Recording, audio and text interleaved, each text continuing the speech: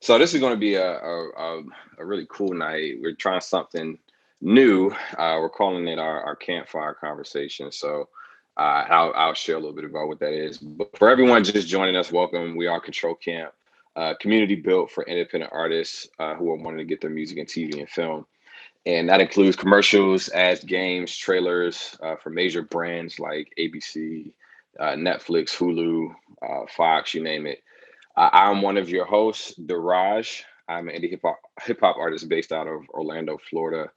And joining me is my co-host, Eric Campbell, a songwriter and composer. And we've had our music placed with numerous brands. And so we have had a career making music for Sync. And so we wanted to create a space to help independent artists who are looking to have their music used as well for some of these major brands. And so we like to do this room every Wednesday at 8 p.m. Eastern Standard Time. And we just like to have real conversations with industry gatekeepers. We also do song critiques, Q&As to help give you the tools on what it takes to really succeed in sync licensing. So in addition, for all of our resources that we created, past room replays, PDFs, uh, things that help you level up to in your career with sync licensing, you can visit controlcamp.com, and it's spelled CTRLcamp.com.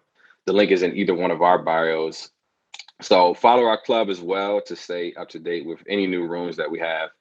And with that said, welcome to the camp. Tonight is our campfire session, and we'll be having conversations around the topic of what's next for indie music and TV and film. We hope to make this a recurring series where we just bring up a panel of industry professionals, music supervisors, publishers, licensing agents, composers, you name it, just to have a discussion about various topics related to sync and music and how that pertains to the indie artists. But tonight we have a really cool one. So I'm excited to see how and where the conversation goes. But yeah, Eric, what I miss, man?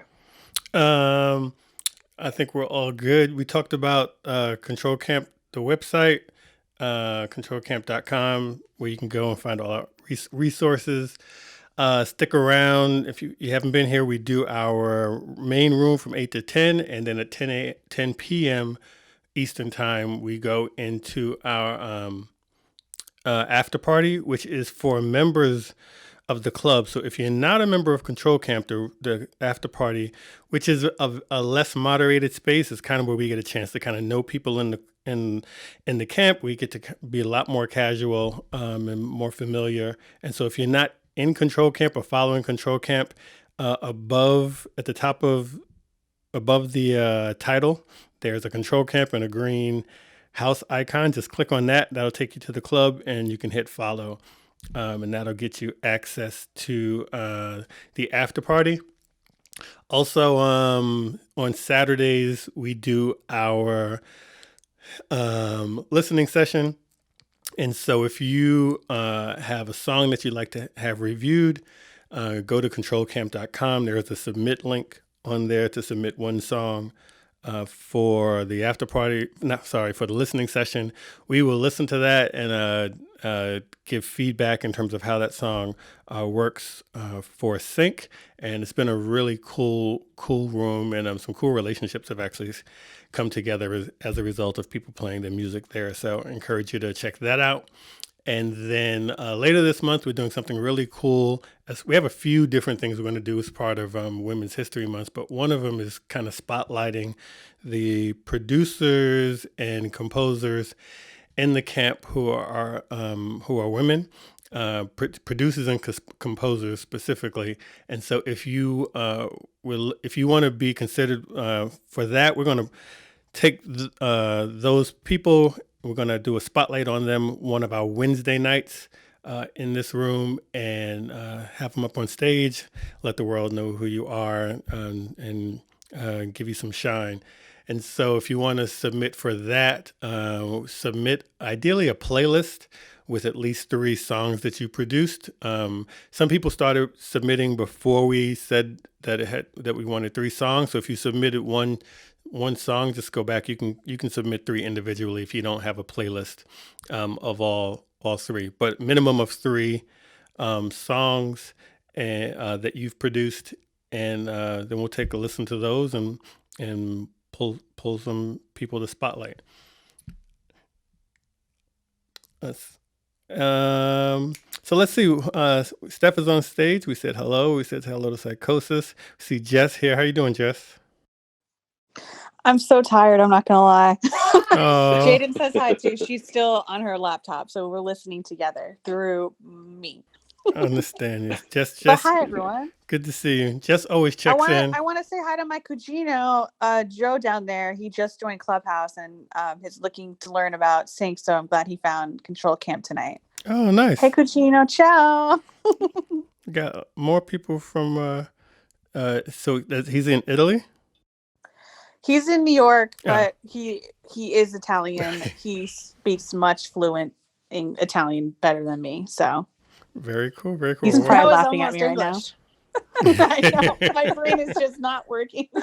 I love you. And for those of you who don't know Jess Gramuglia on the stage, she's a music supervisor over at Condé Nast Entertainment. She does Vogue, GQ, Vanity Fair, Pitchfork, all those things. And yes, I am totally reading her bio because I am also brain dead today. Hooray! Thanks for the intro, Steff. You're welcome. There's a lot of new faces in the room today. I also want to introduce Carter Armstrong, who does not have his bio up, and thank God I know what he does.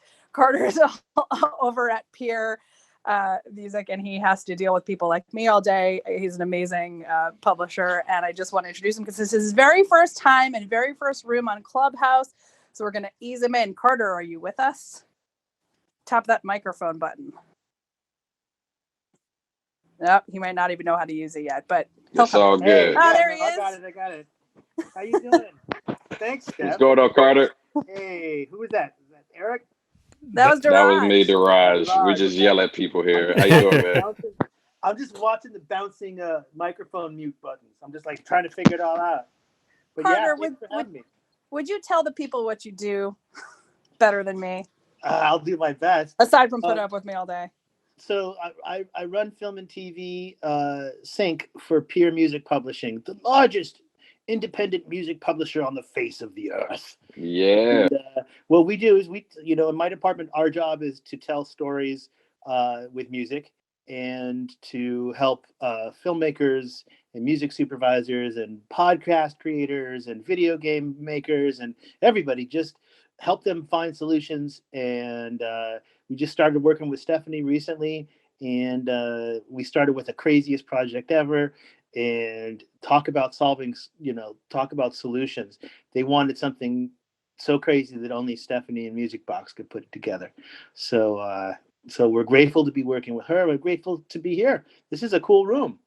We're so glad to have you, Carter. Thank you. Thanks. Welcome to the stage. Thank you, sir. And my favorite buddy, Koichi. What up? I have to tell you guys, we cheated, and Koichi and I got together with masks, socially distanced, outside. We were safe, but we got to hang IRL, as the kids say. I'm so jealous. Well, I saw the ocean for the first time in like a year. Wow. I love this for you. Good job. Oh, we miss you. We want you here too. Hey, Peter in Nashville. Good to see your face in here. Yes. Hi. Hello. Deraj invited me up, and happy to talk. Yeah. On the subject. I saw Peter hanging out in the audience, and I was like, "Oh man, A&R Super Road. Let's pull him up here. I think we get some really great conversation with you, Peter. Thanks for coming up, man." He is the best. He's the best. I'm so glad you're in this room. Jess. Well, if Jess says it, it is true. Awesome. That's right. Awesome to have you, The only Peter. time Jess and I have hung out is we've gone hockey talking together. So yeah. Literally the best way to meet people is honky tonking. It was like the best part of Nashville. I'm so happy that that's how we met. Exactly. Well, surprised I'm up here, but happy to give as much insights as I can. Glad to have you, Peter. And Andy, how are you? Hey, I'm really good. Thanks for bringing me up. I appreciate it. I've been listening to your rooms quite a lot, and I find them fascinating, so I appreciate this. Awesome. Tell us a little about you, Andy. I'm basically an independent music supervisor. I have my own company. Mainly do indie films between about $1 million up to sort of $20 million, and then quite a few TV shows, all sorts of genres. I love fusion music, really. It's my bag. So yeah, I mean, I've been doing this. I started off in management back in the day, and then evolved into, a lot of my bands were very filmic.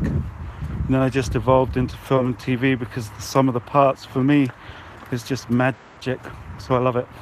And I've been doing it for quite a while. And I've lived here for about 17 years. And Carter, good to see you, man. Yeah, I was Haven't seen you for a while. Is that Andy Ross? I had no idea.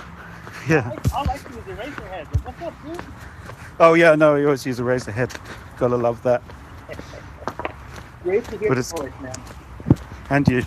Very Been a long cool. time. Well, welcome, Andy. Glad to have you on the stage. Thanks so much. Appreciate it.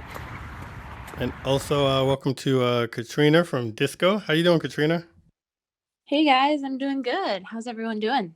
Doing very well, very well. Glad to have you here. We talk about disco often. Many of us, for many of us, you're our favorite service. So always glad to have you here, where you can kind of lend some insight into its workings. So welcome. Thank you so much. Yeah, happy to help in any way I can. I feel special because I got to kind of unofficially meet Katrina, and she gave me an amazing walkthrough to the new disco libraries that they've been doing. So really appreciate you, Katrina. Yeah, of course. It was so fun getting to meet you on a video call. Right. What a Yeah. treat. I'm planning. I need to come out. I feel like I know so many people out in LA now. I just need to plan a trip and just do my rounds when it's safe-ish. But it's on the list. I'm coming out there for you. Yes, do it. I want to Pull up. introduce Whitney and Alex. I just brought up. First off, happy fucking birthday, Whitney, my Pisces soul sister. Happy birthday! Happy birthday. Happy birthday! Happy birthday. Thanks, guys. Oh, this is awesome. Thank you. Hi. Give your spiels. Give your spiels. Oh my God, on the spot. Hi, everyone. I am currently serving as director of TV music at Lionsgate, but Friday is my last day where I'm heading over to music supervise with Jen Malone at Black and White. So yeah, kind of jumping around, lots happening. But anyway, thank you so much for having me. Glad to have you, and congratulations. That's awesome. Yeah. Big move. Thank you. Whitney, it's it's so great. nice to see you on here. I miss doing sound baths with you. Girl, same. I'm jealous. I'm so jealous that you guys did that together. Oh, it's a treat. When we can all do it again safely, we should have a control camp sound bath session. Please. That sounds magical. I'm so down. I have no idea what that is. I don't know. I was going to say, I didn't want to say anything because it sounded like everybody knew what they were talking about. I just going to be quiet. It sounds real majestic. Deraj and I are about adult napping, but my mom told me I was too old to take baths with other people. So Not I these was baths. gonna I'll shower the shit out of you, Steph. I'm gonna shower the shit out of you. Okay, wait. Alex Stefano is in the room. I don't remember her official title, but she's basically a big deal at Big Yellow Dog down in Nashville, music pub house, sync connoisseur master. I like to tell people she's my cousin because we look the same. But yeah, okay, and go. Hello, everyone. Yes, I'm head of sync at Big L Dog Music. We're an indie publisher, artist development company in Nashville. So happy to be here. And hello, Whitney. And I have not, seen you in over a year. Or I've seen anyone in over a year, but it's awesome to be here and see everyone. I love you, Alex. Love you too. So happy to have you here. Last but certainly not least, one of our favorites, Jaden. I knew you couldn't resist. I knew it. I know. I saw all my friends jumping in here, and I was like, wait, I'm so tired, but I have to come jump in. The FOMO is real. The FOMO is real. It really is. I'm in the process of packing right now. So would you tell our room, for those of for the newbies in the room, who you are?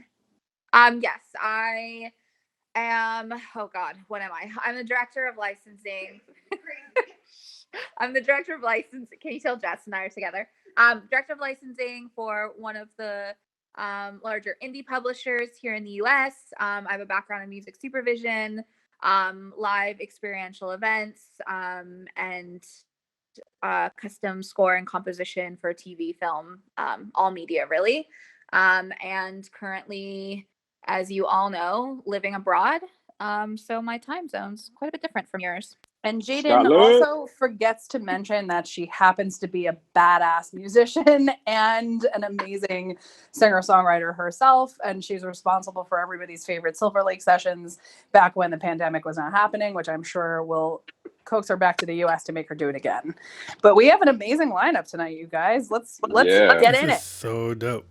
Yeah, I was so glad. So many the new faces, a cool setup for an awesome conversation. So this is a start of something we've been trying to get to for a while. A lot of times we do kind of Q&As, and we wanted to shift this to what we're kind of calling like a fireside chat, where we're kind of putting our heads together and talking about different topics that are relevant to the sync licensing community, either from an independent artist perspective or from an industry executive perspective. So I'm going to talk about a couple of different topics.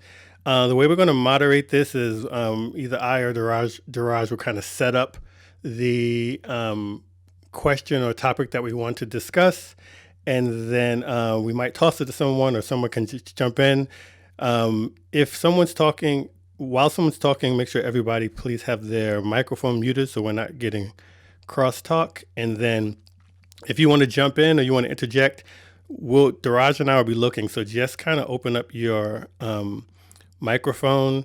Like the way, if you're new to Clubhouse, the way we use the microphone is two different ways. If you want to like really applaud something someone is saying, but you don't want to get on the mic and add more noise, we just flash the microphone like Deraj and Steff are doing right now to show, that's applause. It's like clapping along. But I agree. Exactly.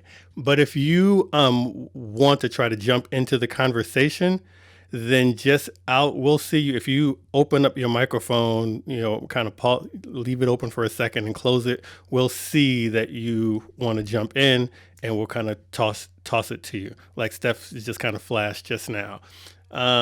So let's just jump into this. First question has to do with, independent artists who are trying to get in sync. The way overall all these questions today, we're talking about kind of like the trends of the sync licensing community, where we see things going, how things in terms of monetization options for independent artists, what is it in place now. But really, we're trying to get all of us to look where things going. If we're trying to position ourselves to be in the best place 2, 3, 4 years from now, what are some of the better strategies to go after? So we're going to talk about a couple of different things that are in place now and just try to pick our brains to give some advice to the listeners in the audience. So first, let's talk about paths to income in sync. And right now, just based on the conversations we've already been having in this room, there are about 3 paths that we're looking at that keep showing their heads over and over. One has to do with like non-exclusive libraries. I call them libraries, but they really have like technical front ends. So Katrina from Disco is here. They have actually going to roll out a new library setup. Song Traders library is very popular. It's leading a lot of artists to load lots of their catalog into these non-exclusive tech front ends and then look for sync opportunities through there. So that's one path that's clearly going to hopefully grow in the future. But then you also have more typical, which is representation, either through a sync agent or with an exclusive library. And another one that we haven't talked as much about, but is very relevant, is aligning with music house or doing different types of custom work, whether you're doing that custom work directly for brands or directly with agencies or directly with a music house. The custom working to briefs and doing things on spec, these are kind of like seem to be like the 3 main paths. So what I'm tossing out to the room is a couple years, 3, 4, 5 years from now, if you're advising someone and saying this is where you need to focus, which of these is going to provide the most income for independent artists in the years to come, in your opinion? Any opinions on this? I think a lot of that, Eric, has to do with some of the policies that may be passed, in the United States. I've been in several rooms where we talk a lot about, the MLC, talk a lot about legislation.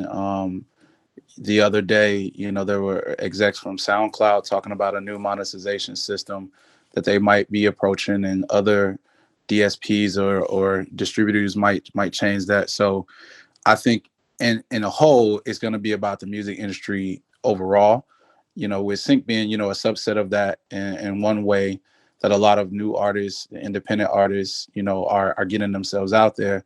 But most artists are also trying to be artists too, right? They're still trying to get their brand out. They still might be interested in going on tour. They still might be interested in, trying to get on playlists and things of that nature. So I think, it's hard to say right now, because the way some of these things pay out might change depending on, the legislation that may come up. And I'm hoping that we do see that, increase for songwriters, for artists, for producers, that, we can all grow together, and add value, together as things change. Carter, I saw you blink earlier. Were you trying to jump in? Well, I was just thinking that there's also, there are publishers like us and others that do deals with independent artists, and they can be smaller sort of sync rep deals. And a publisher can also, it can be stuff that you have on the shelf, but we also personally, in our department, we are super focused on custom work too. And that's actually one of the ways that Steff and I started working together, is this philosophy of finding solutions. People come to us with all kinds of everything constantly. And sometimes we can provide stuff that you have on the shelf, but we could also lead you to situations that you wouldn't have found yourself in ordinarily, creating something as a custom piece for any number of different media. So just wanted to throw that out there. That there's more than the outfits you were mentioning. Gotcha. Thank you so much. Andy, you were jumping in? Yeah, thanks. I think never say never. I think it's important to keep your options open. I mean, there's a lot of, nowadays I always say to people, it's really good to go with boutique pitching houses such as Secret Road or whatever.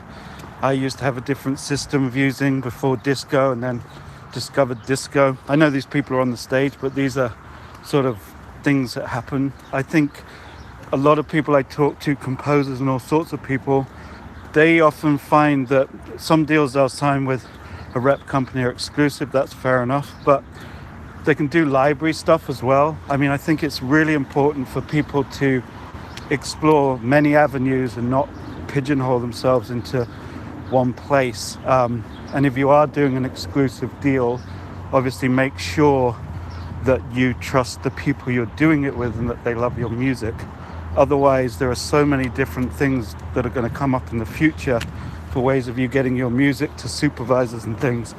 But, I'd say try and avoid the mass-produced. If places are asking you to upload your music where nobody's curating it for quality, beware, because a lot of supervisors will be put off that kind of thing. So I would say keep your options open and don't just stick to one method of getting your music out there. Explore many. Awesome. Any other thoughts on that, or I'll move on to another question? Yeah, I think Andy kind of brought up a good point too. I know it always felt very like pertinent as coming from, the more traditional artist route, when I was signed with the label, it started to show itself like more comprehensively, like around just music in general, for the artists to have for their minds to be towards diversification. What I mean? It's like, how many ways as an artist can I, put my music or monetize my music, or just, expand my brand, in different ways, because of how, when streaming kind of got introduced, the position it kind of put music in as far as monetization and how much you could earn versus, earlier on. So that's something that even, moving into sync, it was a mindset that I adopted from, being full indie, or excuse me, being with an independent label to move into being an independent sync artist. Trying to figure out like what ways that I can, put my music in different vehicles, be it libraries, be it agents, be it exclusive or non-exclusive publishers, and trying to maximize and figuring out where I might, because one thing might do better than the other, in different seasons. I've had times where, uh, agents pitching for me is the thing that's kind of popping off, and then some of the more micro sync stuff becomes a good cushion, and then then back end royalties and how that can affect, or over the long term. So yeah, I think diversification is really good. I'm curious to know if any of the anybody in the room has kind of been keeping an eye on any maybe emerging platforms or ways of monetization for independent artists down the road. Because I wish my boy Rio was here. He was kind of putting me on to like NFTs in the crypto space and just stuff that they're building over on that side. And so I don't know if there are any budding technologies or something that might impact music for the independent artists and even within sync, but it might take a little while to develop. But that's another question if anybody has any thoughts towards it. But as far as diversification, I second what Andy was saying. Yeah, I also think, Andy brought up a good point. We've said this in this room many times. You have to trust the people that are speaking for you. And, if you don't know them, that can also burn bridges for you. So you really have to do your homework, especially in the larger catalog things. And, like Carter mentioned too, I think what's really neat these days is that major publishers and huge indie publishers like Pure are now doing, you can do a traditional publishing deal, which is also a route. You can still take a traditional publishing deal and be heavily involved in sync. But thankfully, there are companies like Carter's that are allowing indie companies like ours to remain publishing or publisher agnostic and be able to do, more one-off deals. And I call it the non-exclusive exclusive. It's kind of like an eat what you kill. And we do that with our teams that we bring in as well. So we sign non-exclusive contracts with our creators so they can work on anything that they want to with us, but we only rep something exclusively when it lands, or, under a certain parameter. So you can do non-exclusive deals with people and allow them to rep a song, or songs that they're winning for you exclusively, which is also a really nice medium between all the things. So look for those deals too. That's great. So many types of deals and so many, I think a couple of people have alluded to it. So many types of deals, but ultimately it's the relationships that are managed, whether that relationship is, someone that gets your music or someone that is throwing your songs in a big bucket, like Andy said, without curating it or without having some means of filtering it. So all that is very interesting. With the let me switch there. So as we were talking about custom work, and so I want to dive in something with custom work. And for the custom work, many of this comes with demo fees. Some do, some don't. But are we at the point in this industry, and this is just an open question, are we at the point where demo fees are an accepted practice, or is it still something that is debated, contested, flip a coin, used sometimes, not used sometimes? Is it more industry accepted, or is anyone encountering pushback either at a corporate level or other industry forces that's working against demo fees for custom work? Eric, can you just real quick, for anybody listening who doesn't know or just get new to this, can you explain what that means? What is a demo fee? Thank you. So if you're doing kind of a work on spec, meaning so someone's asking you to create a song for a potential opportunity, and that opportunity can be anything. It could be, okay, we have an opportunity for an advertisement that's going to go live in a week, but we need something created this weekend or this week in the next few days. Some will offer, some of those opportunities come with fees because they know that you're taking the time to create this work. and it might not land. So it might be, small $100, couple $100, few $100, some small amount, or it'll be an amount that goes towards creating that, and that fee is called a demo fee. So even if you don't get the gig, you get the fee. And so, question for the room is that, and that's, publishers are offering that, music houses are offering that, brands are offering that at different levels. But are we at the point now where this is standard, or is it still depending on who you're dealing with? I'd say it's depending on who you deal with, and it's not about being standard or not. It's about budgets.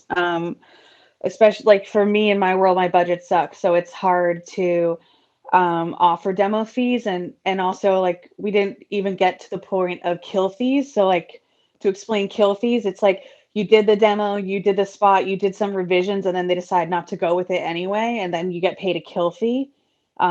It's basically like, thank you for doing it, but we're not going to continue. That's something you should definitely push for if you're creating music, because you should never be doing work for free, especially if you're doing revisions and taking notes. You want to get compensated for that. But again, that also comes down to budget on the production side.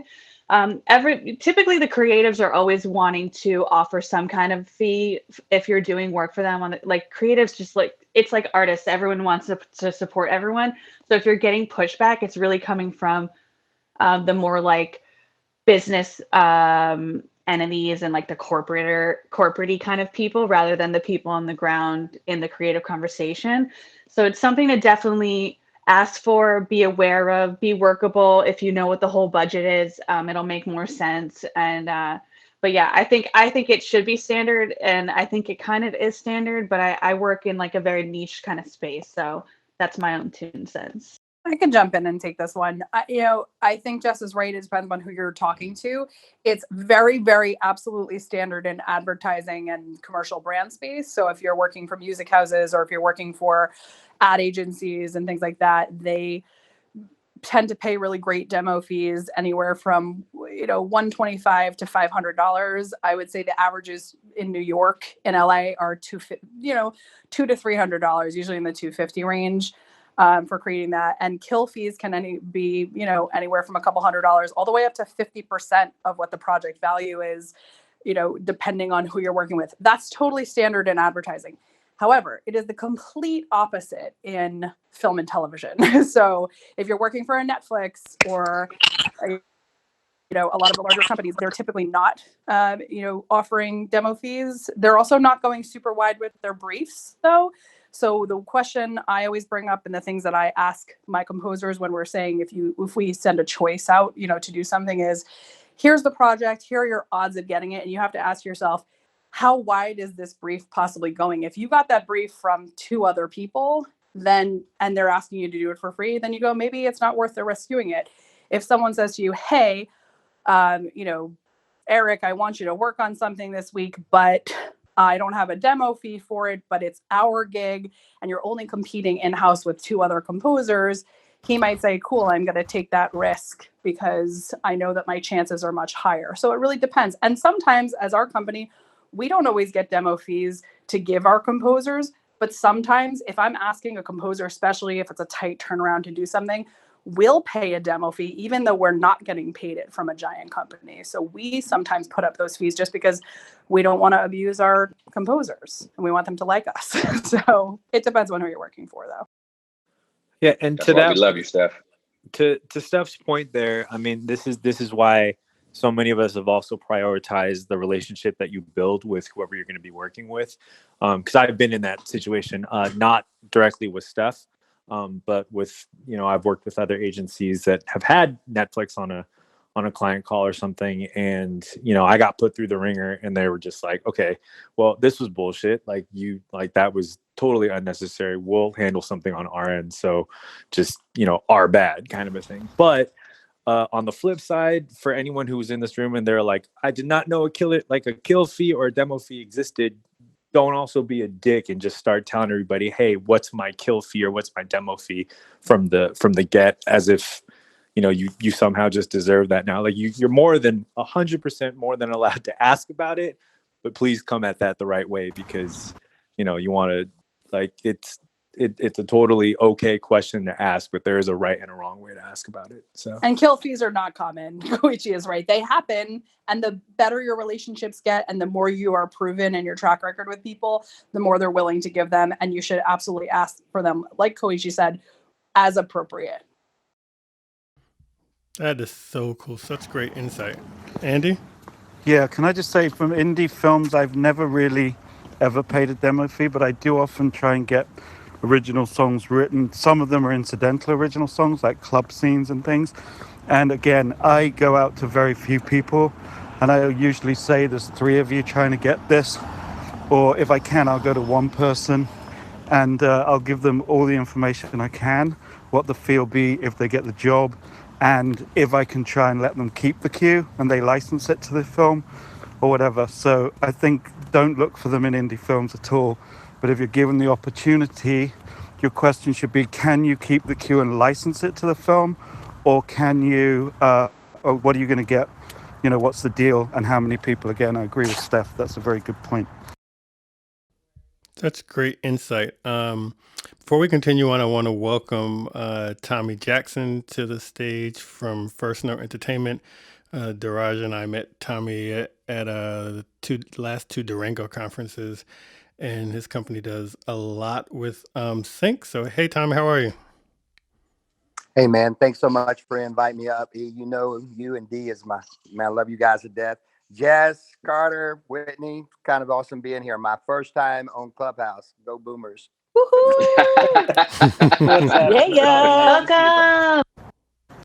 Welcome. Koichi, we need a bow, bow, bow. Oh, my bad. Koichi with the sound effects. Yeah, so very cool. Yeah, Tommy, so welcome to the stage. We are talking about just different questions as it relates to Sync. For the benefit of people in the audience, is getting the perspective of different people in the industry. So as we go through topics, feel free to just jump in, keep your mic muted as you're on there. And if you want to jump in, just kind of release it, and we'll see that you're trying to get into the conversation, and we'll pull you in. All right, here's a question. Let's go from custom work. Let's talk about buyouts. Actually, Deraj had a cool question. So I'm gonna state it, but if I miss something, Deraj, feel free to restate. But we had this question about, Deraj has been offered some briefs from brands who want to buy out portions or the entire song, which including the writer's share of the song. So, first question is this a common practice for brands or any other part of the industry?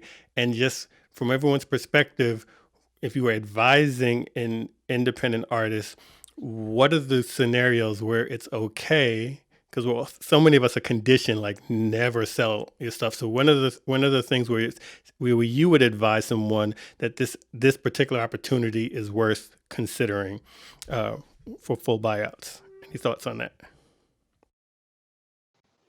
I can say from like the corporate side, when I created the department on Conde, it's a depending on the company, like but a lot of the times they don't understand, and they don't understand that letting a writer, composer, producer keep their writing share, that it doesn't like affect them at all. It doesn't affect the payment. They're not losing money or paying extra. It's just literally allowing the composer to generate royalties every time the song is used. And it was like an educational thing, but they didn't get it. And so basically when they're paying for somebody to make something unique to them that they want to own and have free reign of it, it's more just a lack of education on wanting the buyout and not wanting to deal with registrations and not doing any of that, because you can even just ask somebody else to register it and like work out those publishing details.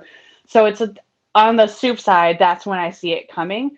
Obviously, I very much think you shouldn't give your rights away, but the projects would be the project that would kind of put you on the map. It's going to be a huge payday, feels good to your gut. The whole process feels good. Like maybe then, but I think it would be more subjected to the person doing the gig in that case, because I don't think you should give your rights away. I love that. And no one wants to give the rights away, but realistically, that's not how our business works.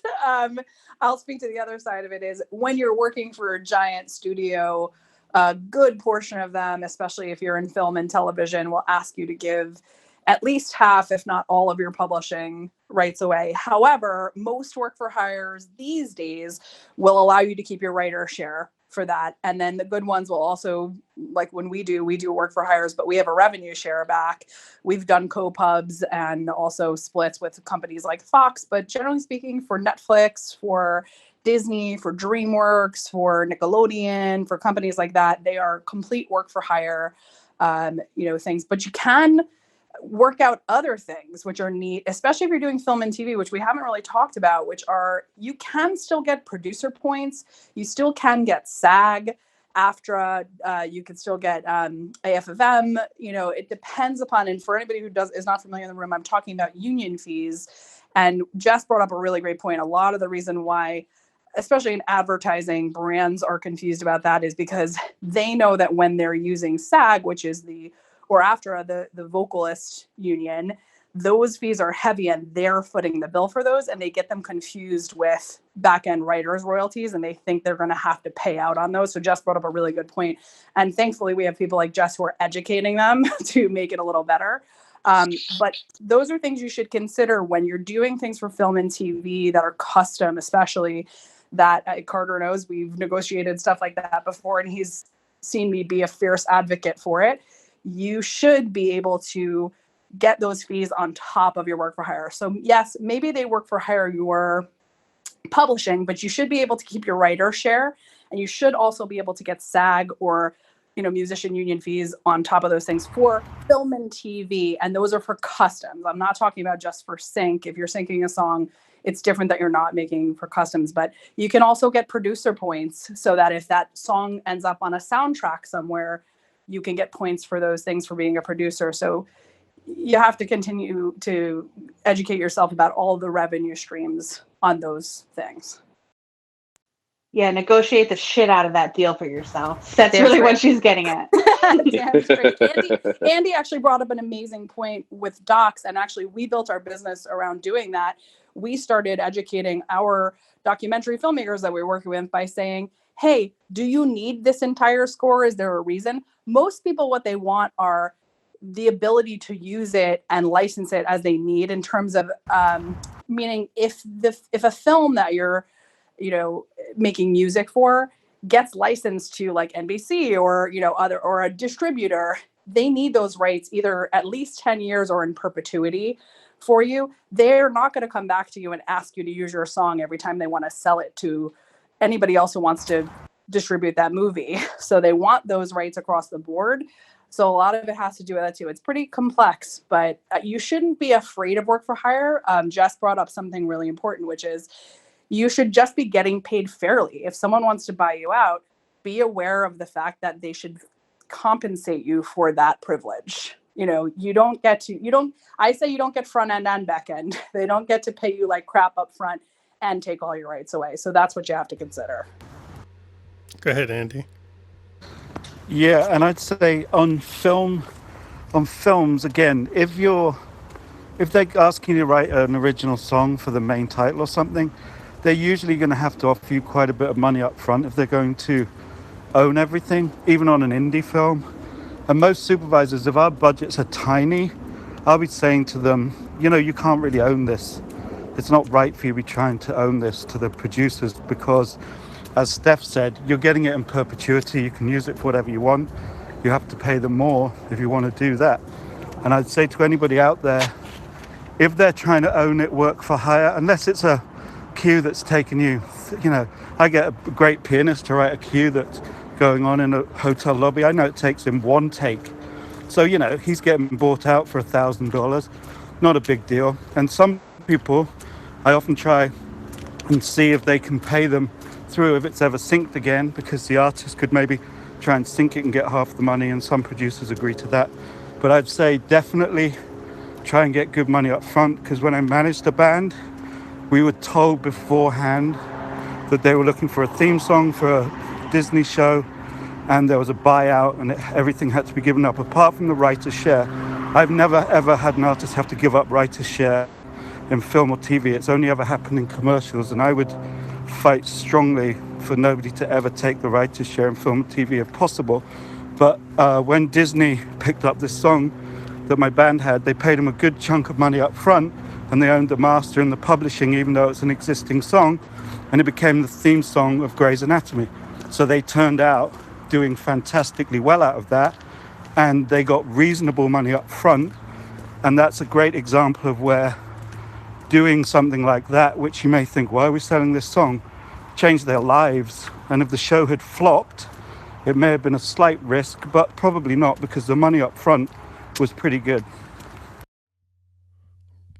That is great insight. Thank you, everybody. Thank you so much. It's actually really, I mean, I want to gloss over what Jess alluded to this, and even what you're saying, Andy. Like, I think from an independent artist perspective, we naturally assume that the people in the audience, I mean, not the people in the businesses that we deal with, the people who are licensing music, we assume we're confused about publishing as artists, but we assume that everybody else gets it. It's just we're the ones who are ignorant about it, and the businesses get it, they understand it, and so to hear that businesses actually have to be educated about how writers' royalties work, and that, you know, that's pretty mind-blowing, because it says that we really can't take anything for granted and can't assume that, one, we're getting the best deal, or even people with good intentions are giving us a good deal, because they could have good intentions and bad information. And so really having an advocate, you know, whether it's a music supervisor who's been in the industry, who's been on the artist side, or just knowing for yourself that, you know, that there may be some misinformation out there, that just changes the way we have to approach people. So that's really insightful. I would also say, don't be afraid to ask.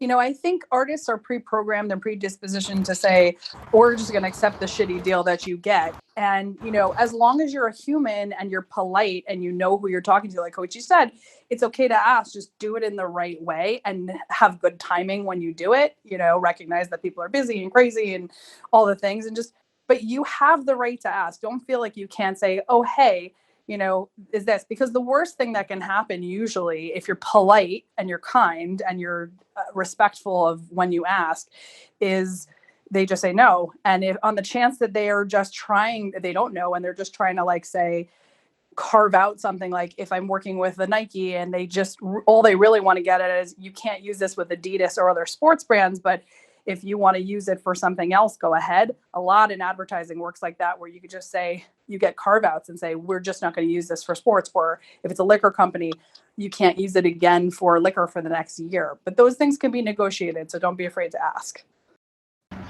And Eric, can I ask Steff a question? Steff, in advertising, when often writer's share needs to be given up, or some of it, from my understanding, because I kind of get that now, my understanding of that is there's usually so many people involved with the whole process, and there's just really not that much money in any portion of it, really. And so everybody that's taking a piece of something is just trying to find a way of getting fairly remunerated for what they're doing. Is that right? That's 75% right. That's the really, we wish the world worked like that, right? Which means, you know, the only time, it is incredibly traditional, especially with music houses and advertising, to take writer share, 50% or more sometimes, or equal shares of writer share in addition to the publishing and the master. So that's not uncommon in music houses for advertising. And yes, because the fees are not what they were back in the day, they are, you know, you as a company, and this is something that Eric and I have talked about in our room, should know. Insurance, E&O insurance, or the insurance that you need to protect your clients and yourselves against an artist or a writer creating a sample, can be 15 grand plus up to 30 grand a year. So, you know, there are risks and overhead in running a business of sync, you know, especially for advertising with that level. So they do have to make money. And with upfront fees being smaller, they will take it. We actually do that too, only if the upfront fee is really shitty and the company is taking, you know, that, and publishers do it too. You know, I don't want to get into the semantics of our deals, but Carter, I don't think you'd mind me saying, like, you know, we do that sometimes too with our publisher. If Carter brings us a deal and they're not giving us a huge upfront fee, Carter's a publisher. If a company is taking the publishing away, we give them a small piece of our writer share and we negotiate what we think is fair, because they have to run a business and make money too. What you do have to look out for are there are a lot of predatory deals where people are not doing anything and not good humans, and they are just taking your writer share and they're taking the huge upfront fees and not giving them to you. So you have to, it kind of goes back to, you have to know who you're dealing with, kind of a thing. Love that. Man, this has been a really rich conversation. Like, I'm glad that, one, we have as many people weighing into this, because I mean, these are just really, really like valuable points of conversation that I don't know is as commonly accessible in this space. So this is a really great conversation. So I'm gonna do a quick room reset for everybody just joining us. Welcome. We are Control Camp. This is community built for independent artists who are wanting to get their music into TV and film. I'm one of your hosts, Deraj. I'm an indie hip hop artist based out of Orlando, Florida. And joining me is my co-host, Eric Campbell, songwriter, composer. And we have created this space specifically for independent artists who are looking to get their music into TV and film, commercials, ads, games, trailers, all that kind of stuff. Eric and I have had success in this space, and we wanted to create a community to support independent artists who are looking to do the same. And so every Wednesday at 8 p.m. Eastern Standard Time, we hold this room. We bring in just a ton of, as you can see, we got a full house tonight of supervisors, music supervisors, licensing agents, publishers, composers, A&Rs, man, just the whole gamut of industry professionals to weigh in on these conversations to help give you all the tools and awareness of what it takes to succeed in this side of the music industry. And tonight we're doing what we plan to be a recurring theme is our campfire conversations. And so we're kind of getting around a campfire and just talking about various topics related to sync. And tonight we are just asking the question, what is next for indie music and TV and film? And also, before we get back into the Q&A, I just want to make everybody aware, if you're just joining us too, and you missed the conversation, we've been going for about an hour now, no worries. We actually record our rooms and we make those available on our website at controlcamp.com. And the link is in our, the website is in our bio. It's spelled like control or delete, CTRL camp.com. In addition to our room replays, we also have PDF resources, that will serve you in your journey with sync licensing. And also, if you want all of our past rooms, that they exist on our Patreon. It's just really, really dense with topics like these on how to, really scale up and create a sustainable career in sync licensing. So we want to continue this conversation. I just want to welcome Bo Williams on the stage as well. He is probably one of the better known names in sync. He's been killing it, especially in the epic hip hop space. Doing really, really incredible stuff. So what's up, Bo? Good to see you again, man. Hey, man, what's going on? Happy to be here. Thanks for having me. Always glad to have you, bro. We love you, Bo. Good, Deraj, can I ask you a quick question just as a follow-up on, because I think you were the one who posed the buyout question, right? Like, Yep. For that, was that, to put a little bit of context to it, was this, was the buyout brought up as in, hey, we'd like you to create a track for us that we then want to buy out? Was it brought up about an existing track? Or there's a little bit of difference in terms of how that question was its weight. So, that's actually a really good point, because I think Steff touched on something that was really, really good to weigh in on this conversation as far as, something that's a custom versus something like, something that's being requested to be made versus something that's kind of maybe pre-existing. And so I've seen kind of, just different requests come in where it is for, we need this, particular custom track made. I've seen it where they're requesting to own, the both sides as far as master and publishing. We keep our writer share. I've seen customs where they want everything, including the writer share. So effectively, it's just like a complete buyout. Like I don't own anything. Which I've talked to just different people in the space, and I know some other producers. One in particular who's doing really well in sync, but he actually is at the point where he sold portions of his catalog like completely in perpetuity, like from everything. Like he has basically no hands in it or no stake in it anymore, but he's getting like a really good sum off of it. And so I just thought it would be a good question just for everybody who's here, for the panelists and also for the audience to kind of speak to just different deal types that might show up. And, if a term like buyout comes, like how to navigate through that conversation. Got it. I should add one thing. Generally speaking, no one should take your writer share with the exception of you as a writer. It is purposefully set up like that to be writer and publisher share so that the publisher can take their equal part and the writer can have their equal part. Those are actually what those are set up for. We get real precious about our publishing side because we're all independent, but that's actually what that was made for, where they're, those equal parts. So, but nobody, generally speaking, with the exceptions of what I said before, should be taking a writer share. And actually, if you know, or if you don't know, writer shares have to be put in a human's being name. It was set up so that companies cannot take from you. So I can't put my writer share in Pure Music's name. I have to, if I'm going to give up writer share for a good reason, it actually has to be put into someone's actual name. I'll just jump in quickly as a publisher. And writer share is typically very sacred to us, and it's something we protect because people do ask for it. And as Steff just pointed out, there better be a good reason if it's being touched. And we do things where that's the only way we're going to keep our lights on with certain arrangements, because it wouldn't have come to you had you not worked with us. But if somebody wants it, please do make sure that there's a good reason and that you can look at yourself in the mirror and accept that reason.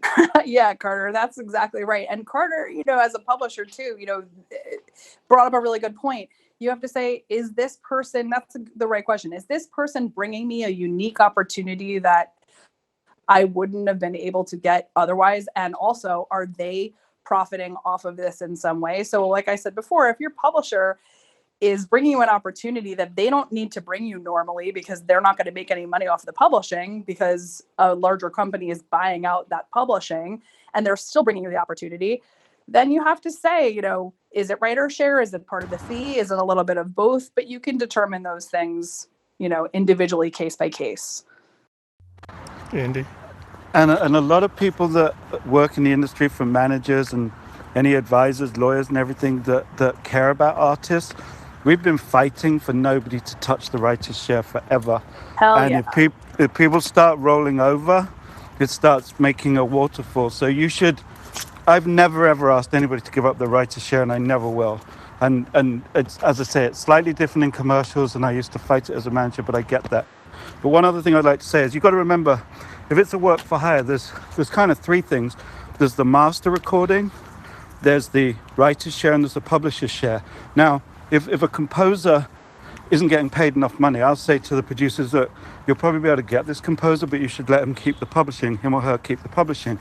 But the production will expect to own the masters, because technically that's really what they're paying for. It's like putting somebody in the studio and picking up the tab. So you could also argue, okay, I'll do a work for hire, you can own the master, but I want to keep the publishing, okay? So there's your other bargaining tool, because you can try and play off the fact that they can own the master and you can keep hold of all of the publishing, the writer's share and the publisher's share. This is great. This has been an awesome discussion.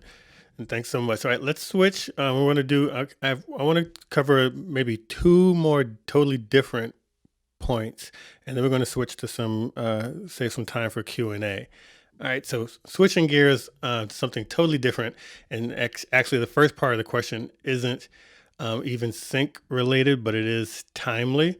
So this week, SoundCloud announced that they're going to test out this fan-powered royalty model where, differing from what they've been doing, what Spotify's been doing, and others, as opposed to an artist's fees being determined by the total package of subscription fees, and that divided up by the number of plays that you get, they're going to, for a subset of their users, they're going to calculate what you're due based on who your listeners are, how much your followers listen, and calculate that accordingly. So I do have a sync follow-up for this, but just in general, since we're all just also music industry interested in music industry nerds, anybody have any thoughts in terms of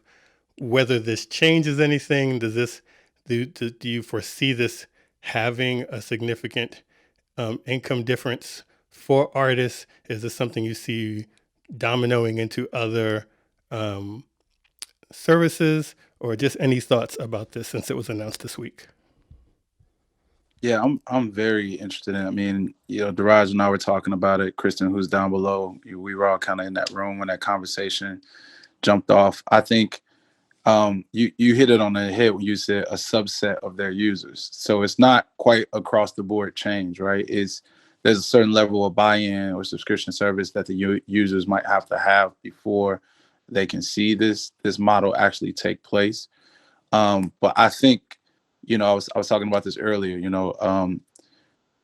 The whole goal, for me and for a lot of artists, and luckily for a lot of people on this panel and in this group, is trying to make it more equitable for everyone who's involved: the writers, the producers, the artists, the composers, the engineers, everybody who makes art and makes this a living out of this, to then put it in the world of sync or television or radio, or whatever your role is. We spend time, we spend energy, and the part that nobody wants to talk about is that we all spend a lot of money to get this art created and to try to get it from one point to another. So I think that, a lot of independent artists and people have been knocking on the door for a while now, kind of demanding change in this system that we have, where people are feeling that the art is not valued, which, truth be told, is why most of us value sync so much, because it's a totally different experience. It's not really about the streams and the likes and the follows and how many retweets or reposts you can get or reshares that a traditional music creator has to deal with on a daily basis. And it crushes your ego, and it crushes your motivation to keep going, because you are forced to kind of compare yourself to someone else, where sync offers us the opportunity to just focus on the music and build a relationship and just be cool and try to be a good human, like Steff says. So I'm very interested to see what happens, but to be honest with you, I'm a little skeptical that it's going to change the overall dollar amount, because AI and algorithms and technology play such a big role in this, more than we ever probably thought it would, that there's always some kind of moving of the goal line, if you will. Like, once you feel like you got it figured out, now you have to get on the playlist before before your music is relevant. So I'm curious to see what happens, but I'm a little cautiously skeptical. Very cool. Any other thoughts? Yeah, I'll jump in. I think it'll be interesting. Like any progress, any ideas is good, right? Like, as what was just being said, like, it's from a publisher's perspective, like, we just want everyone to to make money and get what they deserve. And so with all these new streaming services and social media platforms, making sure that things are monetized has been such a struggle. And so any ideas, I'm just interested to see what pops off from that. And good on SoundCloud for trying to make something happen. But yes, I'm definitely skeptically optimistic. I like that. Skeptically optimistic. I like that phrase. Yeah.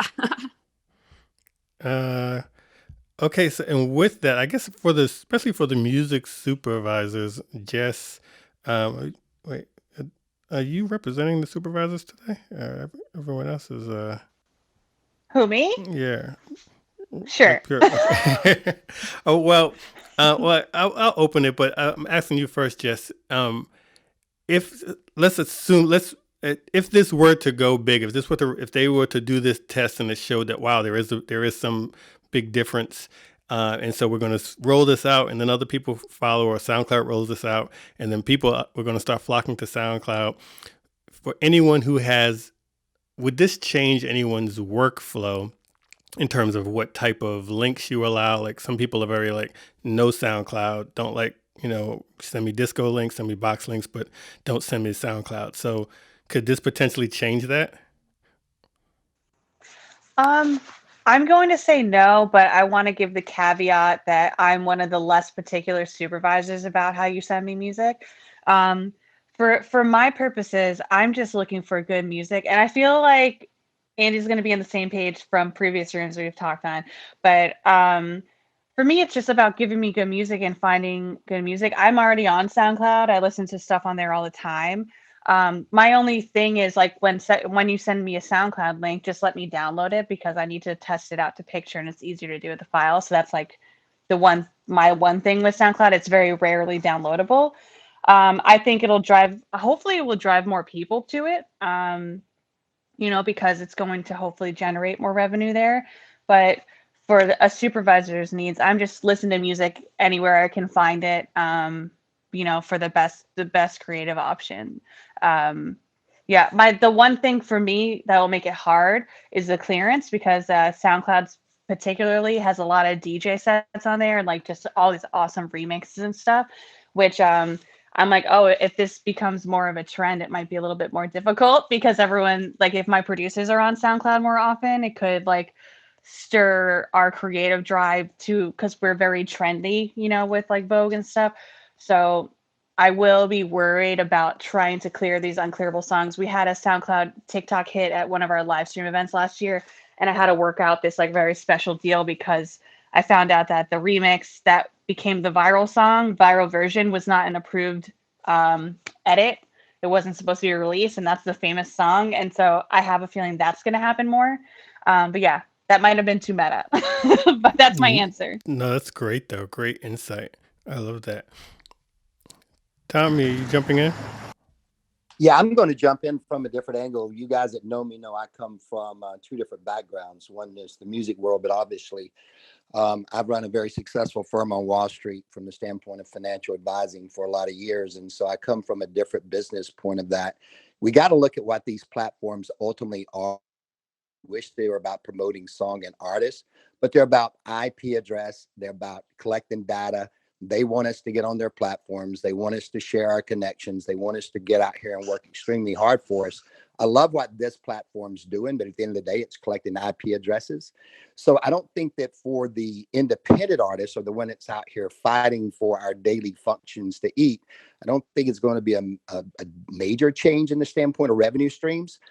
It's a platform that they need to kind of revamp because they were kind of dying. They had the very first successful quarter that they've had in a long time. So I don't think it's going to be a monetary difference as much as play to make us move to a platform.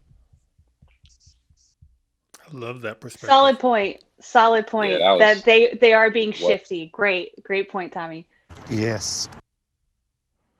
So cool. Okay, I'm going to shift again because I want to get in at least one more thing, and then we want to open it up for questions. So totally different shift because we're starting Women's History Month, and we've got a couple of really cool programs that we're going to do here in the camp. We're doing a spotlight on our own women composers and women producers that are in Control Camp, and Steff, Fink, and Music Box are putting together a really cool program at the end of the month. But one question I want to ask, and this is to anyone and everyone on the panel, who are looking at history, who are some of the groundbreaking women in sync licensing that we'd like to give people their flowers over here. And so if there are women that we should be aware of or know of, if there are those who you looked up to that maybe inspired you to get into sync, whether it's from a supervision perspective, whether it's from a composer perspective, but Who are the groundbreakers that we should be all aware of? Alex Pastavis, the godmother of music sync, almost. I think that would be my vote to start with. Can you? I'll second that. I'll third that. Yeah, I mean, I was like, it has to be Alex. First time I ever heard of music supervisors was Tritone, and I think that was her. And what was it, like Karen Rackman or something like that, and one other. It was like, I think that music supervision, for whatever reason, I am grateful to say, is a very sort of woman positive industry. I find that there are a ton of huge music supervisors who are women. Julianne Jordan, Julia Michaels. I mean, it just, the list goes on. Alex Pastavis. These are the names you think of most, quite often, even if you're not in the industry. So I wish it were more widespread, that there were more opportunities and more portions of the industry that were rife with women. But I'm glad that music supervision is one of those places. And it really is. It's always been a very proud thing. I really think it feels like there are more women than men in music supervision. I'm probably wrong, but the leaders, the pioneers, when I first came out here and I was pitching music supervisors, I was meeting so many women, and it was just amazing. And it's a great thing. And if we can do the same with composers, it makes no sense that there aren't as many women composers as there are music supervisors. It just makes no sense. Amen. I want to give a fun stat to the room to encourage the conversation for people to talk about producers and writers since it's Women's Month, which is, according to the Annenberg Inclusion Initiative, our industry is comprised of less than 3% female producers. So 2.6%, not 60-40, not 70-30, 2.6% over a decade study that they did. And unfortunately, not much has changed, which is why you hear me talk to a lot of women in our room and say, if you're a producer, speak up. If you'd like to be a producer, speak up. And for composers and songwriters, it's really not that much different. And it's about 12.6%. And that stat over 10 years came to include people like Rihanna and Taylor Swift and songwriters who are also considered artists who are writing entire records. So the number is actually even less than 12.6%. So I want to reframe the question to the room and say, who are your favorite on the rise, writers and producers that are females that are the next in sync that you think? And I'll start by saying Jizzle, because if you heard me say her name before, she's the name that you don't know that you should know if you're in sync. She's had hundreds and hundreds of placements, and she's written with everybody from Kanye to Diddy to Snoop to Ty Dolla and everybody in between. And her song Get Loud for Me is literally had hundreds of placements. But I would love to hear from the room of, even if they're not famous yet, who are your favorite female creators, songwriter, producer wise? So the other day there was a versus battle with D'Angelo. Anybody who saw that and saw her perform Nothing Even Matters with D'Angelo, and she also performed at the Super Bowl a couple weeks ago. And I think that as a writer and musician, her and Missy Elliott would be two of the people. Not that they've had a lot of placements in sync. They've done some commercial ads or whatever. But just as producers and people personally who inspired me as an artist, some of my very first hip hop artists I've ever heard was a lady named Nuisance. She was in a group named Psychodrama. If you notice, my name's Sycosis. She was very first hip hop artist who I had a song that I remember. So women have had a tremendous impact on me, and I hope that we do more to lower our own need as men to be in the front and not allow to promote women who are doing what they do, not just because they're women, but just because they're really great artists and because they move forward and move the culture forward. Also, 3D Nati out of New Orleans. Steff, I don't know if you know who she is, but she's amazing. She's probably one of my favorite artists of all time. And she's amazing. She's a producer, artist, entrepreneur. And I implore everybody to check her out. 3D Nati is her name. Ping me her profile. I would love to. Will do. How do you spell that, Sycosis? 3D, the number 3D, and then Nati is NA apostrophe TEE. Yeah.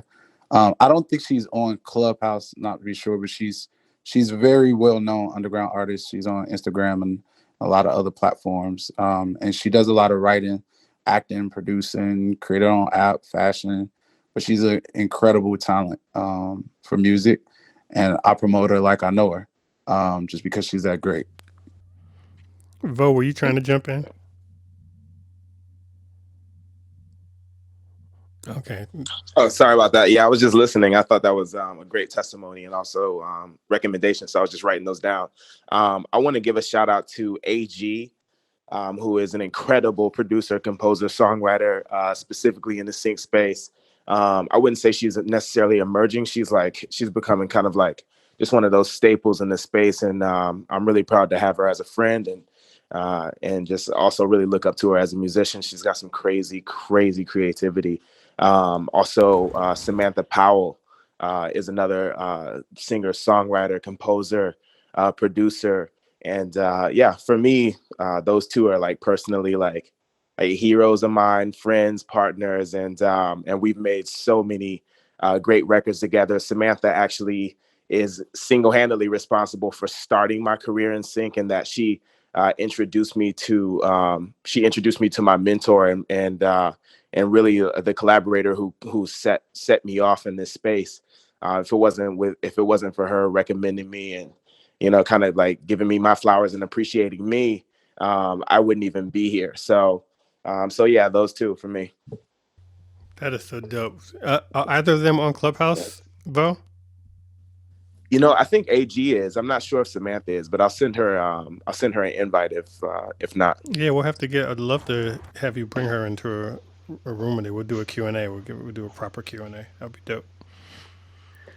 I would love to shout out some female producers on the rise, but I'm hesitant now because I want to sign them at the moment. So totally understand that. but totally second you, Bo. AG murders it. She actually used to be with Secret Road, but she's since moved on, but we still work with her on a ton of things. And AG is just a monster in the sync space. But I'll give a shout out to one that I've just been loving the book rights with. Her name is Bria McKinnon. She's up in Canada, and she is just a triple threat. Just writes, artist, producer, and pretty much everything I booked with her is just like crushing it. Like she's with Concord Music, but yeah, rocking and rolling. Peter, who do you have signed that you love? Oh, I'm sorry, Alex. I didn't mean to step on you. Oh, you're good. I would just second that. I totally know who Peter is talking about, who he wants to mention, but he's not. But yes. Which I'm thinking of revealing that person's name, but I won't. But Paige Blue, who's signed to Downtown Music, is amazing producer, writer in Nashville. And yeah, I mean, I feel like in the Nashville community, which, Peter and I are mainly working out of, we're always trying to find the female producers all over the country that now, because of, COVID and being virtual rights anyway, it doesn't matter where you are, but we're always trying to bring them into our rights. And because it's not about bringing them in the room because they're female. It's like, no, why aren't they're amazing. They're better, as good as everyone else. So it's like, why, unfortunately right now you do have to put an extra effort into making sure that all those people are being talked about are being booked. And as publishers, I feel like that is our responsibility to make sure that those rooms are happening, but you do have to put an extra effort into it, unfortunately. But I do believe one of the things that's going to happen post-COVID is we are going to see a lot more female producers, specifically because COVID has given them the time, and with Zoom rights, they've just been further in developing their skills. I mean, pretty much all of my artists now know how to produce in some capacity, and I think that's just going to continue to create more opportunities for them, which is also really exciting. I want to throw it out to the room also. Do you think it could be that there's also, because women are seeing more women producing, maybe younger people are deciding that they need to just go ahead and do this? Why do I have to wait for somebody to come help me? You know, Steff is one of my favorite producers, obviously. Alana Da Fonseca. These are two people who just can't stop in the sync world. We have this new woman, Kalina Zanders, that we just signed up. There are just so many, and then we have a lot of people who have traditionally been sort of like top line type of people who are like, screw this, I could figure out Logic, you know. So I think that's important too. Just encourage them, and I think that the more there are, the more there will be. Absolutely. Love this. Yeah, I would jump in there, Steff, and say that as well. We see the statistics as well. And first note means we find a lot of people, hopefully first. And Carter, you're right. So many of the young women we're working with right now, writers, are all sitting here saying, I'm producing my stuff. I'm learning Logic. I'm pushing myself. I'm seeing a rise in unbelievable talented young women all over the United States right now, more than I've ever seen it. So I know the stats are terrible. I know the numbers are very, very, very bad, but I think that they're on a major rise, and we can all support that. Very cool. This has been so awesome. Andy, you want to say something before we move on?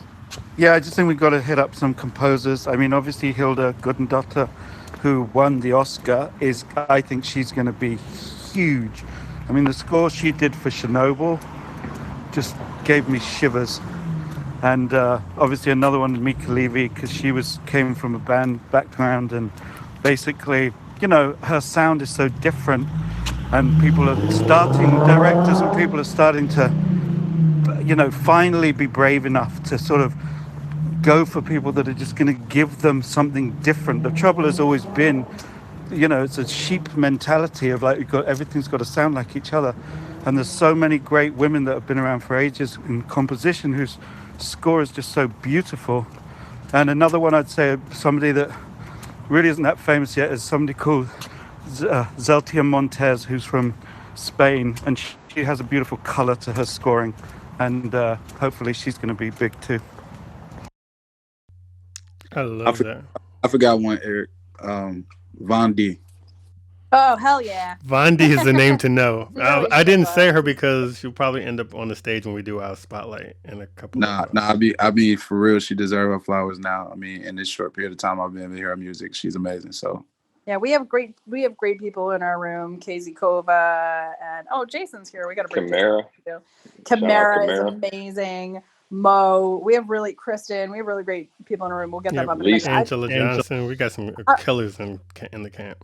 I do also want to say a huge thank you for that conversation too, because I want the room to know, you know, Peter kind of touched on it a little. You know, I'm so proud to hear, especially publishers, talk about writers that are not signed to them.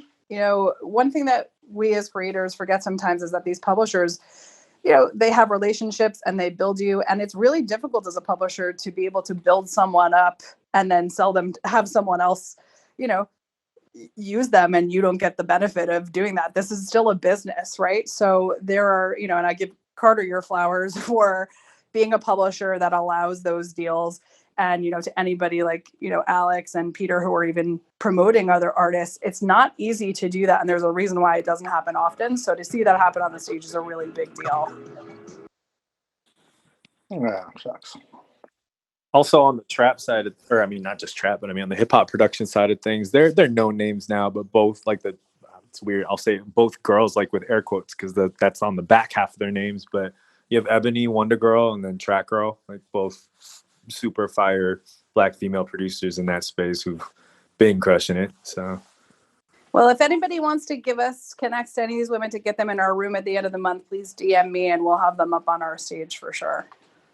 I actually sent you a couple DMs. Snow the Product was another one that I wanted to mention. I was just gonna. I meant to say her name before. She's amazing, and Snow has also been like signed and dropped and through the ringer and all the things. And she has created such an empire for herself So any of the people in this room, male or female, if you get a chance to drop into any of Snow the Product's room, she is just crushing the independent space. And she's awesome. And she writes and she raps in English and Spanish, and she's mad funny. She has a podcast. And Sycosis, now I'm fangirling because I don't know her well. We've had one phone conversation, but she's dope. Just, you know, she's someone worth checking out for sure. She is. The And track she's Bilingue is so fire. Yeah. She's an advocate, you know, that's what I, you know, respect about her the most. Like, you know, there's a lot of things she could have done, you know, from a career perspective to be more popular, but she refused to. She holds on to our culture, her heritage, and her purpose, you know what I mean? And she's just really dope, you know, like, and she refuses to be anything less than just really dope. Like, yeah, okay, I'm pretty, whatever. I can out rap you easily with my eyes closed. And that's how she gets down. So I love Snow. This is so amazing. I just appreciate everyone for just jumping in with the convo. Deraj, so we'll switch.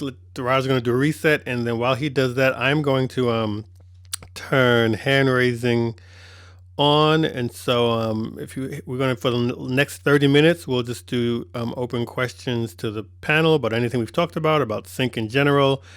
Questions are open, but we're doing one question per person. Come right to the question, please, and then after you ask the question, we're going to put you right back in the audience where you can listen to the answer, and then we'll try to get through as many as we can. Deraj? Yeah. Man, I'm so glad we record these rooms because we dropped a lot of names. So we'll be we always take notes during our rooms. One of the things that we've tried to make as a help for everyone who's you know, a part of the Patreon and gets the room resets, or excuse me, the room replays. We put in the description like timestamps of all the questions that are being asked, and also we put resources and links that were spoken about in the room in a description, just for everybody's you know, convenience being a part of it to easily get some of this stuff. So yeah, I'm excited. Also, I was wanting to shout out when we were talking about music supervisors who were women as well. Morgan Rhodes, she's been just, I think, a trailblazer in her space as far as being a woman, and also African-American woman in the music supervision space. I haven't run across many who are doing what she's doing. So and appropriately want to give her flowers. She also has a room here on Clubhouse called Flower Bomb, you know, where they're giving roses out to different artists. But so yeah, shout out to Morgan Rhodes. She's been in the room a couple times. But just to reset real quick, I don't want to take too much time because I really want to get all the questions in as we can. We are Control Camp, a community built for independent artists who want to get their music in TV and film. I'm one of your hosts, Deraj. I'm an indie hip hop artist based out of Orlando, Florida. Alongside me is my co-host, Eric Campbell. We started this room. He's a singer, composer, producer as well. We started this room in this space just to be a community for independent artists looking to get their music into TV and film, trailers, games, you know, all of the above, and work with, you know, really big brands. And so we do this room every Wednesday, 8 p.m. Eastern Standard Time. As mentioned, if you're late to the room, no worries. If you go to our website, controlcamp.com, we have all of our room replays there on our Sync 101 page. And so you can just benefit from all of our past room, including everything that was discussed in this room. And we also have a ton of resources over there as well to help you in your journey with Sync. And now we're transitioning into the Q&A portion of our room, where we like to bring people up and just have a conversation about whatever questions are burning in you.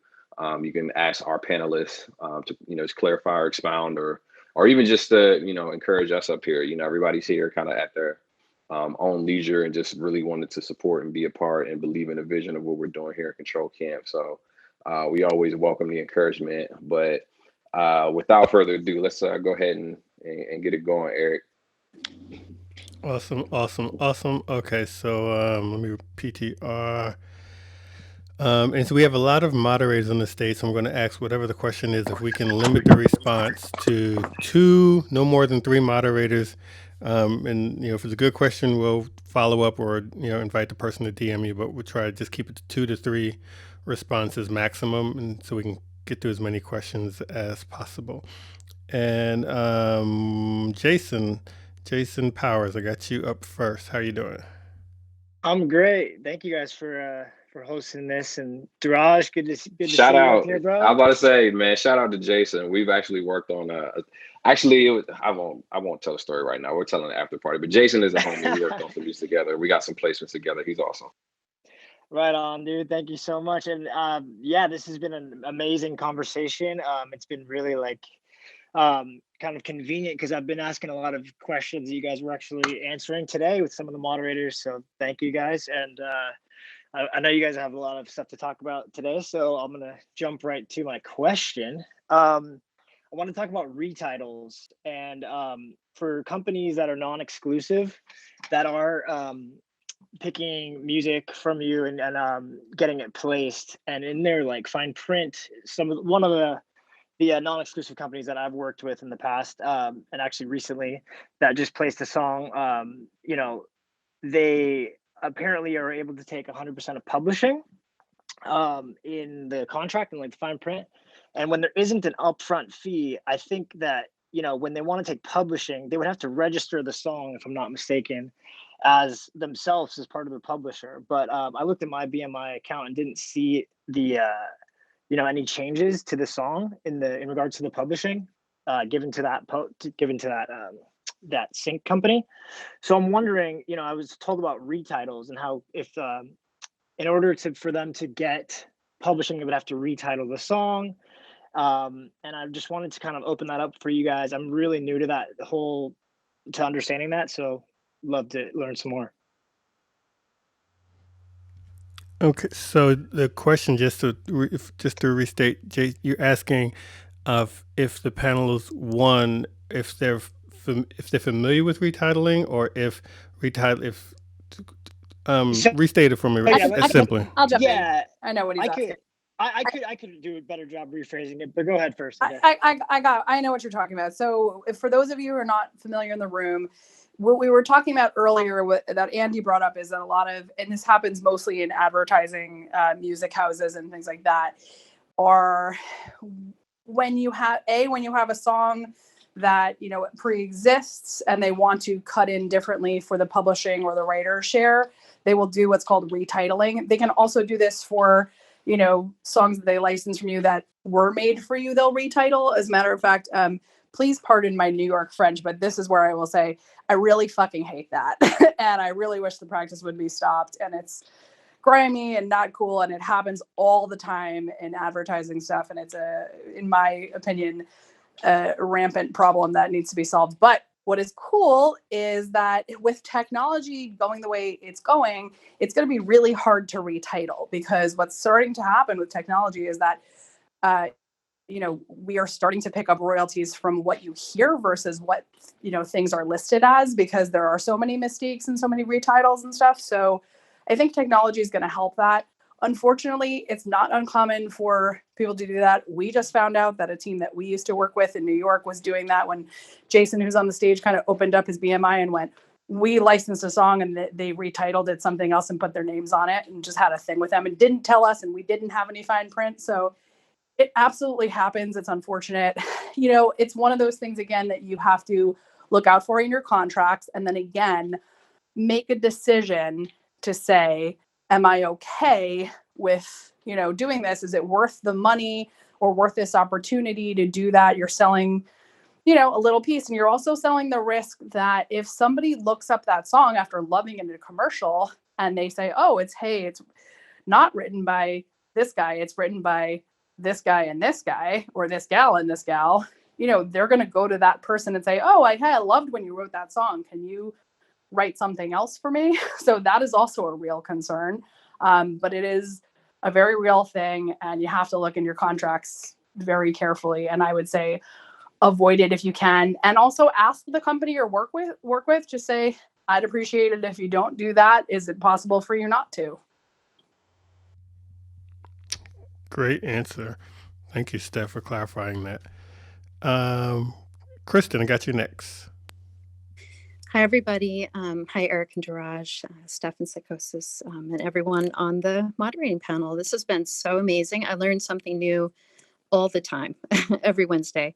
I'm so excited about the talk about encouraging women producers, and this is something that is really a huge goal of mine down the road. And I was just going to pose this because we have so many wonderful people here. If we could think about maybe starting a room under Control Camp for women producers for support, and also, you know, just to kind of mentor up and coming women producers. I just recently today felt really frustrated about being a producer. And I was like, you know, we really need, I feel like this is our family here. And I feel like we all could support each other there. So I just thought I would pose that. That is a great suggestion, Kristen. And we have actually been looking for spin-off room ideas, and that's an awesome one. So because you suggested it, we might be pulling you up to help with the admin of it. But that is I would love Put that. you to work, Kristen. Yes. I'll put in the work. I was just gonna say shout out Moto Girl, aka Kristen, as the art producer. So let everybody. Thank you, Kristen. Okay, Richard, got you up next. Hey, good evening, everybody.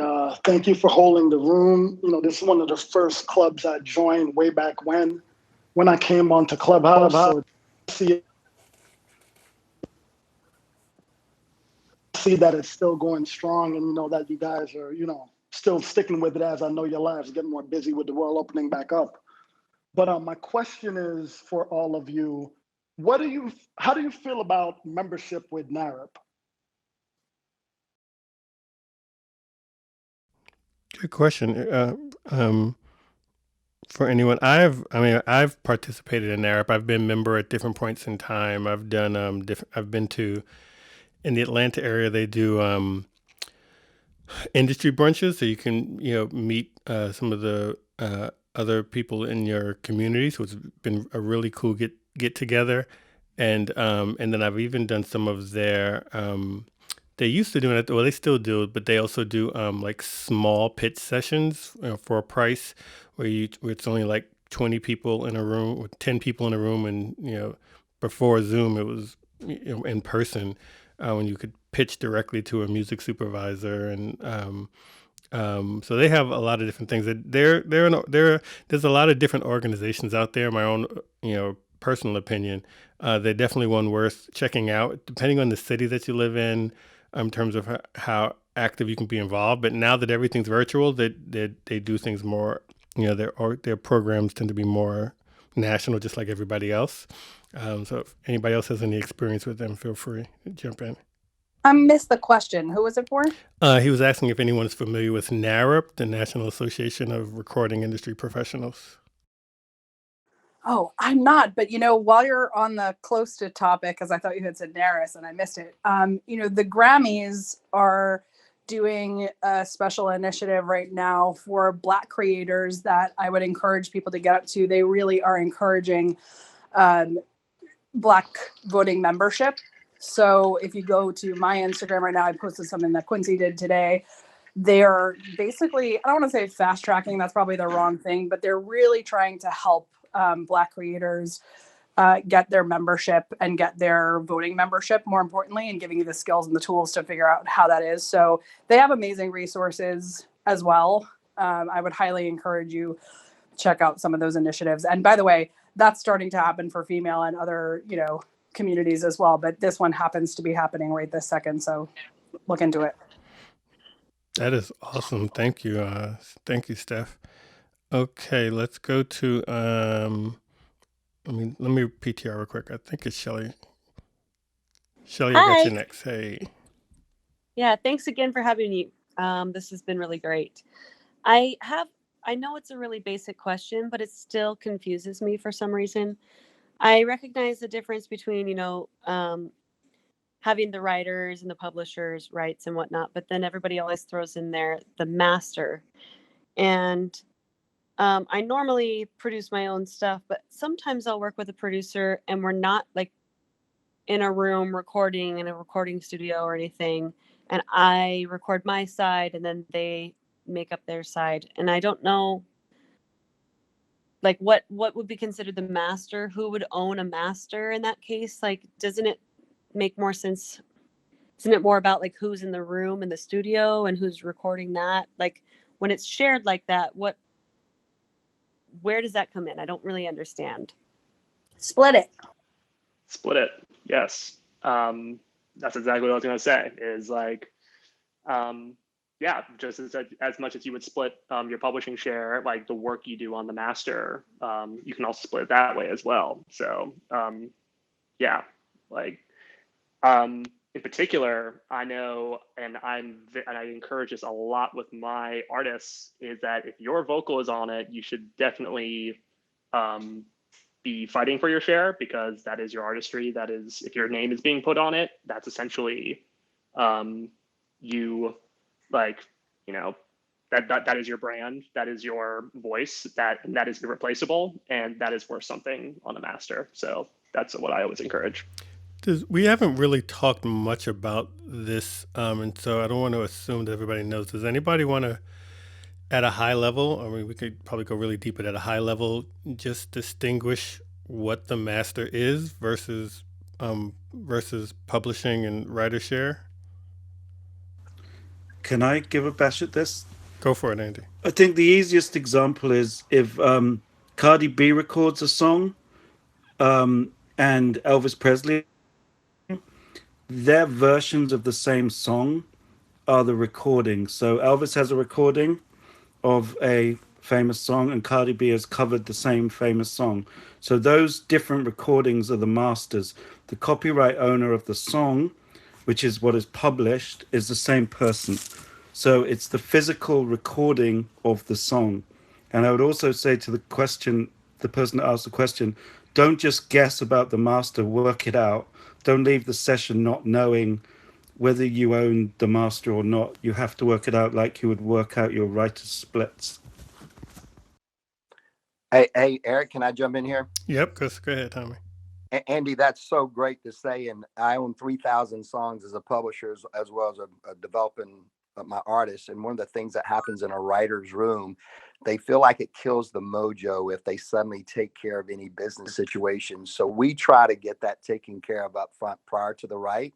And we always make sure that we have that clarified. You do not want to get a song, especially in the sync world, and then determine after it gets into a placement who actually owns what. Get all that stuff done prior to, and it's not wrong at all. And it doesn't kill the mojo to just figure out the business arrangements prior to even writing. Very nice. Well said. All right, let's keep going. I think I got Maz next. Hello, everyone. Hey, Maz. What's going on? What's your question? Yeah, I would like to shout out to the panel. I came in late, but the short time I spent, I've actually gotten a lot. And shout out to Deraj, man. I rock with your music, man. Thank you, bro. I appreciate it. Yeah, I'm a music producer, and I came in late, like I said, and I appreciate what y'all doing. I just wanted to see that. Oh, thanks so much. We appreciate you just coming up and showing some love. We appreciate you for that. Thank you. All right. Yeah. All right, Joseph, got you next. Hey, what's going on? Eric and Deraj, Steff, Sycosis, Koichi, everybody. How y'all doing? Good. How you Good, doing? man. What's up, Joe? Doing good. You know, while we're on the topic of women, I got to shout out Kathy Heller, because if it wasn't for her, man, I wouldn't even know anything about sync. So I know she's not a producer, but I got to shout her out, because if it wasn't for her, I wouldn't even know anything about sync, and it's changed my life drastically. My question was, it was mentioned earlier about buyouts, and I always had a question about that. Would, if you had a song and they bought you out, I always had a question about, would you retain the songwriter's right? Would you retain your rights as a songwriter? So that was my question, and I think they answered it, but I wasn't sure. I had something else going on in the background. So if that, I'd like some clarification on that. Can one of the publishers take this? I think it's a great question. Carter, Peter, Alex, anybody who's like deep into publishing, I'd love for you to answer it from a publishing perspective. Yeah, does a buyout always include Yeah. all royalties and everything? It does. Hi, it's Carter. So I'm sorry, I'm trying to cook dinner at the same time. So forgive me, my getting back What slowly. we eating, Carter? You gotta share a picture now. We're having chicken soup that we've been cooking all day, and I'm about to fry up some thighs to go with it because there's not that much chicken in the soup. Love that. You got to augment, but it depends on what kind of rights you're talking about. What we were going over earlier was about writers' share of royalties, and that's the public performance royalties that you get, say, from a broadcast on television. There's going to be a publisher share, and then there's also a writer's share that is distributed from the PROs. But if you're talking about, maybe you're talking about approval rights and that kind of a thing, that stuff is not necessarily going to translate. A writer's, your right to approve whether or not the thing is used in a commercial for something that is antithetical to your own belief system. Well, too bad. If the publishing is not yours anymore, you're not going to be speaking on behalf of whether or not it can be used. They can, if the publisher wants to do something, they can do it as if they are the sole publisher and you're the writer, except in situations that have to do with certain foreign rights in lots of countries other than the United States. No matter what happens, you have what's called moral rights, and you can approve or disapprove of any use of your song. I hope that answers your question. I hope it wasn't too deep or too shallow. Perfect. Thank you so much, Carter. All right, let's continue on. Santiago, I got you up next. Yes. Hi. Good evening, everyone. This is a great panel. Thank you so much for having me and for doing this. It's great. So as a beginning, as a songwriter, composer, music producer, I understand that in the sync world, which I'm just getting into, it's all about relationships. So I wanted to pose a question: is how does someone that's just getting into the sync world respectfully approach music supervisors? Is it by email, or any suggestions would be amazing? Thank you so much. Join Control Camp and study.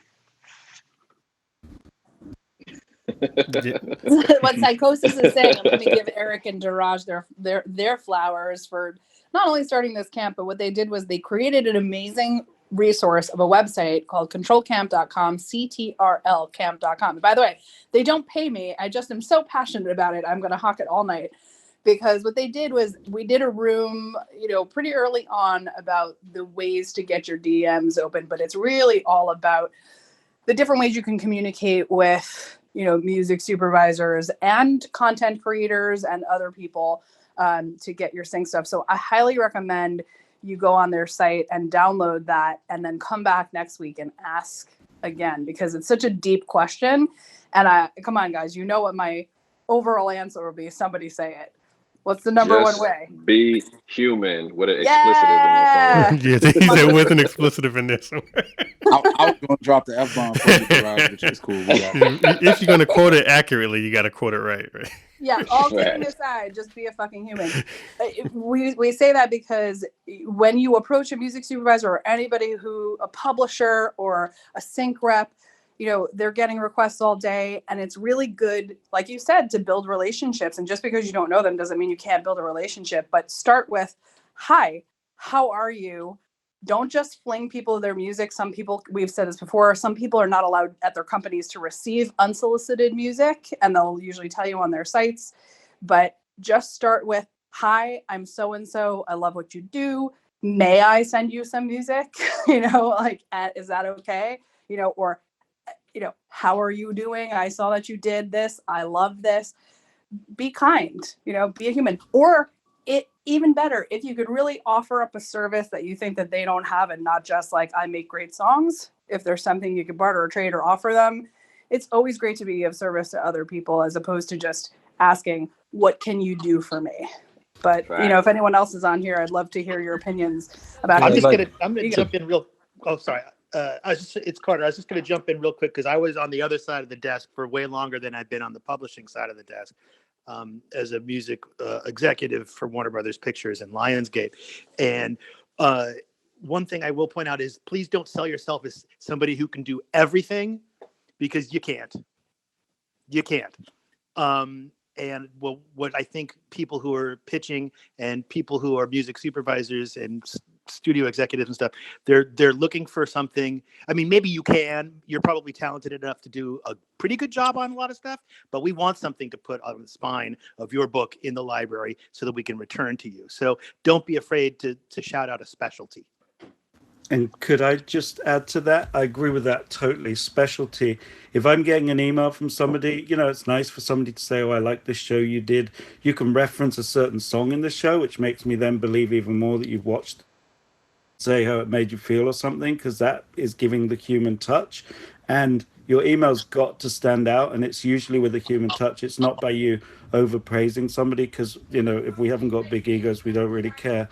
But if someone saying 100% controlled Afrobeat, that is going in my brain and in my locker, because when I need Afrobeat, I'm going to look for Afrobeat in my Google, and I'm going to see this 100% Afrobeat, and I'm going to hit you up. So when Carter says be specific, pick a genre. If there's something you are really good at, pick a genre, because that's how I find my music a lot. Hey, can I hop in here? Let me just I don't want this to become a whole new room, but let's take Rosie, and then somebody else just shouted out. Who's that? It was me. Oh, let's do Rosie and Mike, because we haven't heard from either of them tonight. So we'll do Rosie and Mike, and then we're going to move on to the next question. I'll be quick. So totally agree about kind of branding yourself as, a more kind of specific things. Like think of it really as branding yourself. But then also, definitely being that, honestly, it's like this professional friendly thing. Like it's almost like you're trying to be friends with somebody, but in a professional way. But also follow-ups are great. I had somebody not in the music world, completely unrelated, follow up with me 6 times in 9 business days. Don't do that. Don't do that. I mean, just I think most people would not do that, but definitely don't do that. I mean, I think once a month is good. Everyone gets super busy and time just flies by. So once a month, I think is pretty good. I don't know what y'all think, but yeah. Awesome. Mike? Yeah, so I agree with everything that's been said. But my first move is typically to find a strong reference or referral.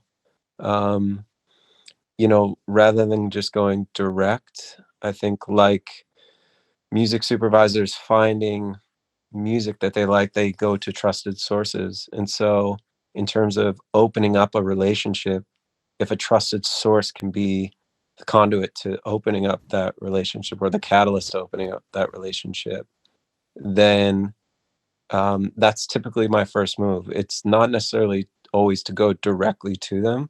It's to find someone that I know that they already trust, that maybe I have a relationship with or 1 or 2 degrees away from.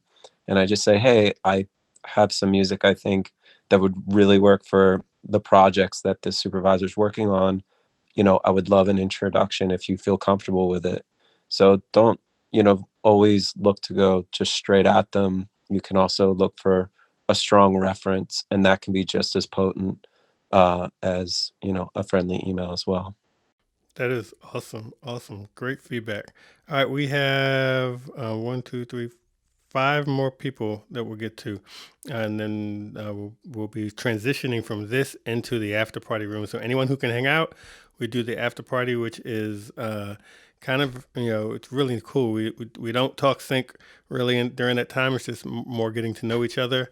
And if you have to be in control camp. So if you're new and you want to hang out for another hour and just kind of chat and get to know people on a more personal level, at the top of above the name of this room where it says Campfire, you'll see it says Control Camp in the greenhouse. If you click on that, that'll take you to the club. Just hit follow, and that will allow the after party to show up in your hallway. If for any reason you do that and it doesn't work, just DM one of us, and me or Deraj, and we'll make sure you're in. But that's going to start right after this. So let's go on with Mo. How you doing? Hey, how are y'all doing? It's so good to hear everyone. I have a very quick question for everyone on the panel, and that is it used to be encouraged. I used to write for Sony a long time ago for different houses to get together and write and collaborate together.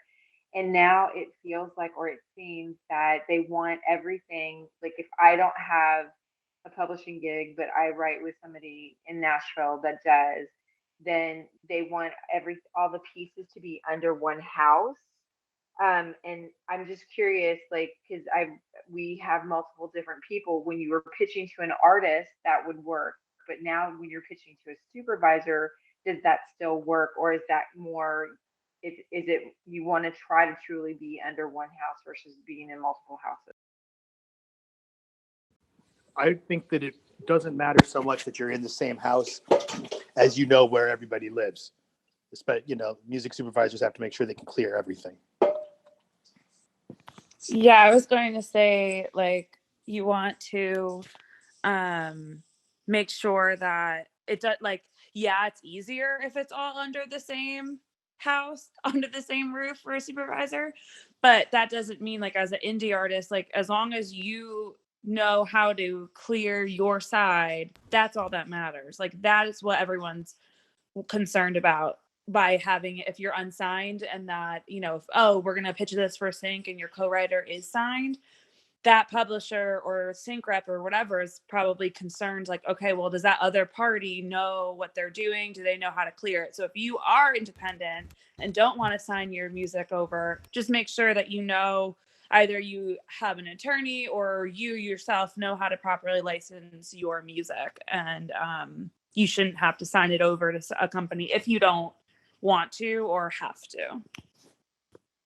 Great answers. Mosin, I got you next. Hey, can you guys hear me? Yep. How you doing? I'm good. Hope everyone's doing well. First of all, thank you all for sharing your time with us. This is always awesome to be in. My question is regarding song lengths. When you guys are receiving songs, is it kind of a red flag on your end if you see a song that's beyond a certain length, for example? Because I've personally been struggling with this. I've been told by a few people that, hey, when you're sending songs to like music supervisors, make sure you do like a condensed 1.5 or 2 minute long version. And then I do that and I send it, and then I'll be told, no, send, the original length if it's whatever, 4 minutes, 4.5 minutes. So I just wanted to kind of like get perspective from the room regarding that, and if that is actually a thing that is like a red flag in any way. I can jump in on this real quick because I don't know that it's so much about the length of the song as it is about like the dynamics of the song itself. Like, how is it going to work to picture? Are you introducing new instrumentation? Are you keeping it interesting? Does it have, basically really just it comes down to the dynamics of it over the length. In that, an editor is going to sit with it and they're going to cut it to picture however it is that they want to do it creatively. Beyond that, I'd say have all of your stems, because that's a bigger and more common conversation, at least on my side of things, than the length of the song per se. As I second that for sure. All of our editors always want a song that quote does something. Like, it needs to do something. It needs to move because it's gonna need to move the piece. I can say that I've never gotten a song and thought, oh, this is too long, I can't listen to it. Like, I'm definitely gonna cruise through it. Great. Yeah. Go ahead. One thing, Jamin. just if there's a particular part of the song that relates to the brief, just call it out. Just say, if the first 1.5 sort of meanders, but then it really picks up and, that section pertains to the brief, just say, hey, skip ahead to 1:30 for sort of what you're looking for. I'm sure that tends to be appreciated amongst supervisors. Great response. Jamie, were you jumping in or did I? I was going to say the exact same thing. Oh, perfect. Great, great. All right. Hey, Eric. Yes, sir. Man, I'm going to have to hop out, but you've got such a great follow, and I wanted to give you and Deraj props. And people wondering how you do this. You build relationships, and that's what you guys are doing so well. And you build a brand that everybody can count on, and that brand's excellent. I've been able to be involved with you guys multiple times. Both times when we click play for both of you, you stole the show, you stole the room, you made an impact, you're still making an impact. So when people say, how do you really make it in sync? You're prepared, you bring originality, and you give the value to the sync supervisor so they want to keep coming back to you. So I got to run, man, but Deraj, you know I love you. Eric, love you to death, man. Peace be with you, bub. Love you, Tommy. Thanks so Tommy's much, a Tommy. goat, man. We Appreciate love you. Tommy. Tommy just mic dropped y'all. Hey, we're getting famous for that, but I'm telling you, man, these guys come big and large every time. Thank you for making an impact in my life, our industry, and be blessed, man. We'll see you soon. Catching up. Yes, sir. Be good, prepared. That's it. Be good, be prepared, be human. All right. Alduis, did I pronounce that right?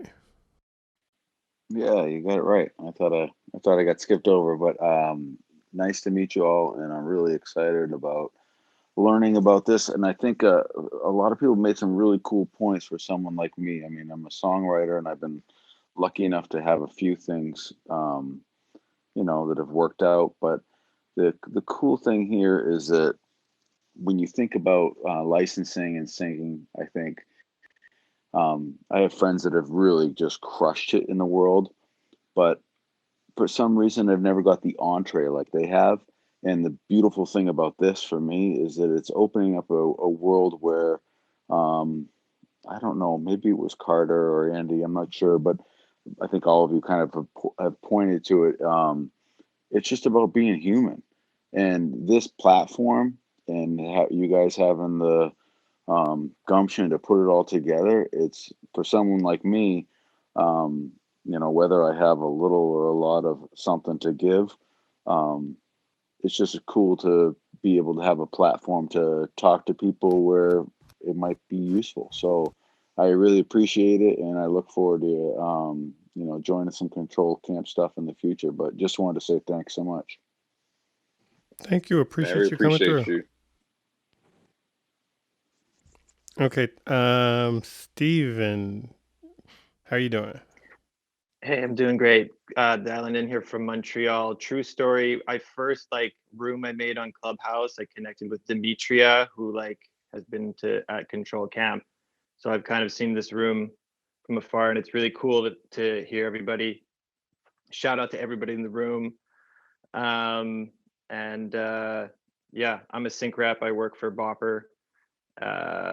My reel's in my bio, and I guess a question I'll ask, just based on the conversation and some stuff that I've heard people speaking about recently, is the difference between music that's truly pre-cleared on both sides and one-stop shops, easy clear. If anyone wants to comment on that, and thanks for doing this because it's amazing, and I'm a bit tired, but thank you.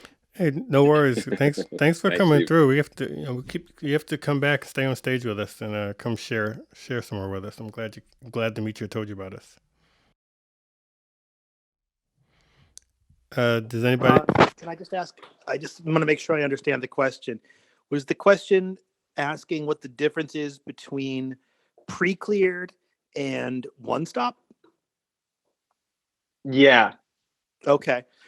Well, in my experience, pre-cleared means that there's a particular set of requirements that are acknowledged, and that's what it's cleared for. So it's all media, excluding theatrical, worldwide, in perpetuity, and it's cleared at this price for this kind of use. Usually MFN with all other songs used in the same way. And then one stop just means that the representative can speak on both on behalf of both the publishing and the master. So because every time something gets cleared, you have to clear the composition, you have to clear the recording. So if you don't have to hunt and everything is one stop, that's a great benefit to a music supervisor. Now you're done. That's fantastic. I'm not going to find any skeletons buried anywhere. But that doesn't mean that it's pre-cleared. The difference is that pre-clearing indicates there are stipulations that have been accepted. Anybody want to add? Yeah, I'll add. And there's a big difference between one stop and easy clear too. Amen. Yeah, easy clear could mean like I have a partnership with Carter and we might require 2 signatures, mine and his, but I know that he's going to clear it and it's not going to be a problem, and that could be easy clear. One stop means I can sign on behalf of everybody on the publishing and everybody on the master, and you need one signature, one stop, one place to do that thing. You don't have to get other signatures. And can I just add Andy. one other thing? I would say I love one stop. Most music supervisors do, because it makes our life easier as long as we can trust the person that's saying they have one stop. But a great song is a great song, and we're always looking for great songs. Okay, so again, to another question that came earlier, doesn't matter if there are 2 people involved or 3 people involved, as long as they're all trustworthy and they're human. Again, we're getting human. If you respond quickly and you're easy to work with, man, if you've got a great song, we'll be after it loads of time. And I highly recommend, do not lie. Songwriters love to do that, and that's why everybody's kind of, pausing and hesitating. Don't lie. If you do not have the right, if you co-wrote a song with someone and you want to sign that, we get artists who try to do that with us all the time. It is so frustrating, and it can really burn bridges for you. Make sure you button up your paperwork. We've talked about this a lot. I'm not going to get into it, but don't lie. If you only represent your half of the song, just say, hey, I wrote it with another songwriter. Because like Andy said, if it's a great song, they're going to clear it. It behooves you to kind of, I hate to say pre-clear it, but talk to your songwriting partners or the people that you're working with and say, hey, I'm going out for this opportunity. I'd like, for you to say, yes, is that cool? So you give them a heads up, and that's an easy way to do it. But like Carter said, the official thing for pre-clear is that there are strict parameters around them that have been approved already, so that if the license does get picked up, then it is already pre-cleared and they know they can use it. Awesome. All right, 2 more questions and then we're going to wrap this up. Daydream, we got you next. Hey, how's it going? Great. So I just want to kind of follow up on I guess of some feedback that was from the listening room, and I was kind of got to thinking.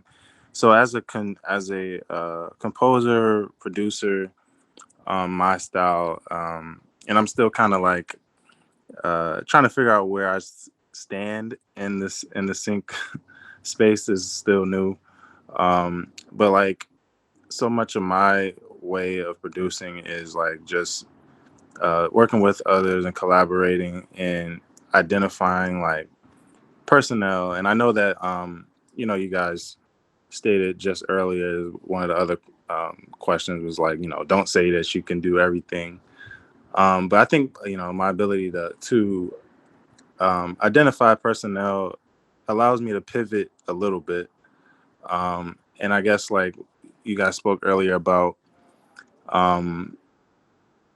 doing specifically in the film space, like consulting with a band or something to beforehand to do a song, or I guess I'm not sure where. I guess my question is, I'm not sure where in that space I should be looking to sit, like composer or whatever, and how I should present these opportunities to the people that I am looking to work with, as far as like musicians and things like that.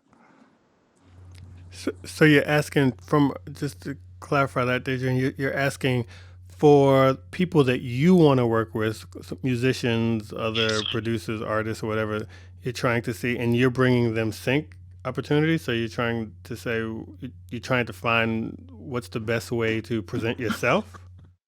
To present them, I guess like the sorry if I'm not articulating this, but like the opportunity and like what and where, like consistently over time, like where could we be like serve as a role for the sync industry. Like, I get you what you're know, asking.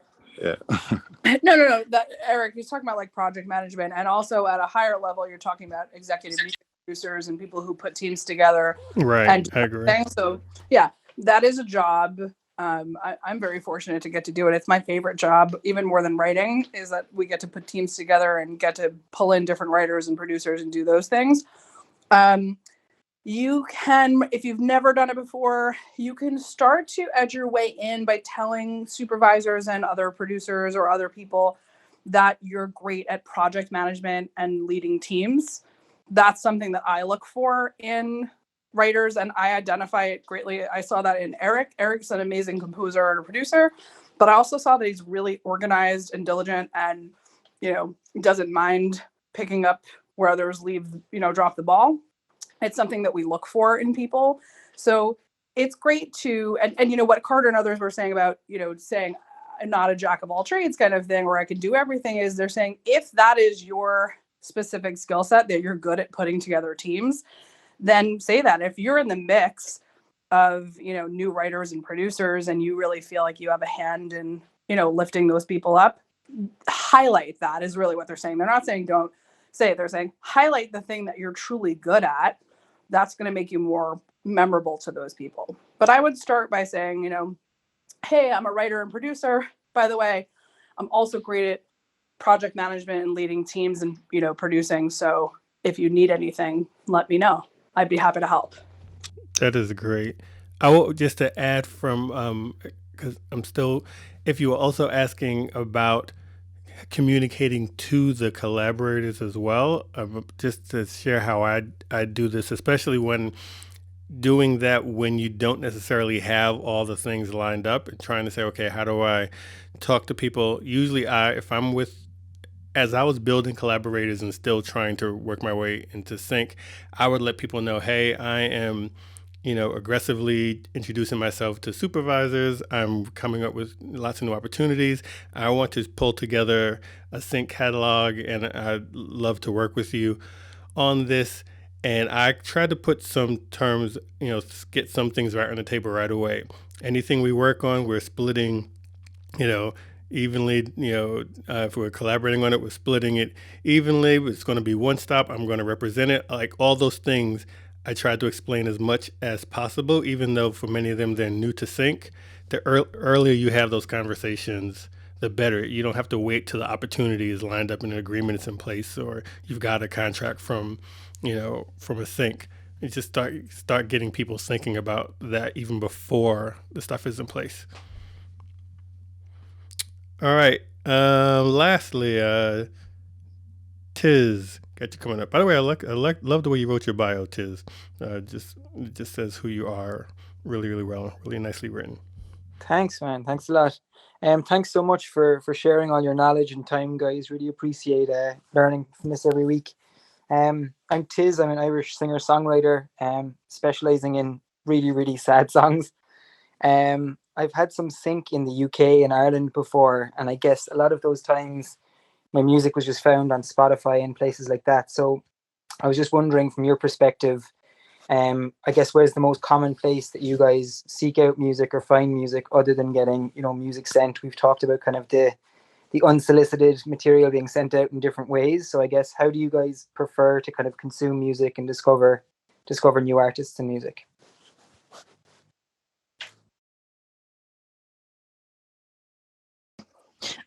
As far as like commercial cues, like not, library stuff, honestly, like my Spotify algorithm is so important to me. It will pull up all kinds of people that I fall in love with. Definitely that. It's Carter. I'll just add that a solid representative will help too, because music supervisors don't always have time to spend with their Spotify algorithm. I bet there's stuff that you have in your hip pocket, but if it's a quick turnaround, you're not going to just go into the cave and start listening. So finding a solid representative for yourself might be very, very helpful. And go ahead, Andy. Sorry. I love Bandcamp. I spend too much time on it. To me, it's like rummaging through a record store. It feels like really hands on, and it's I end up doing it at 11 o'clock at night, and it's 3 o'clock in the morning, and I hate myself, but I love it. Yeah, and so Tiz, let me also refer you to I don't know if you've been here before, but just for anyone in the room who's new, we actually have Steff mentioned on our website controlcamp.com, and you can look above at the name Control Camp to see how Control Camp is spelled, CTRL.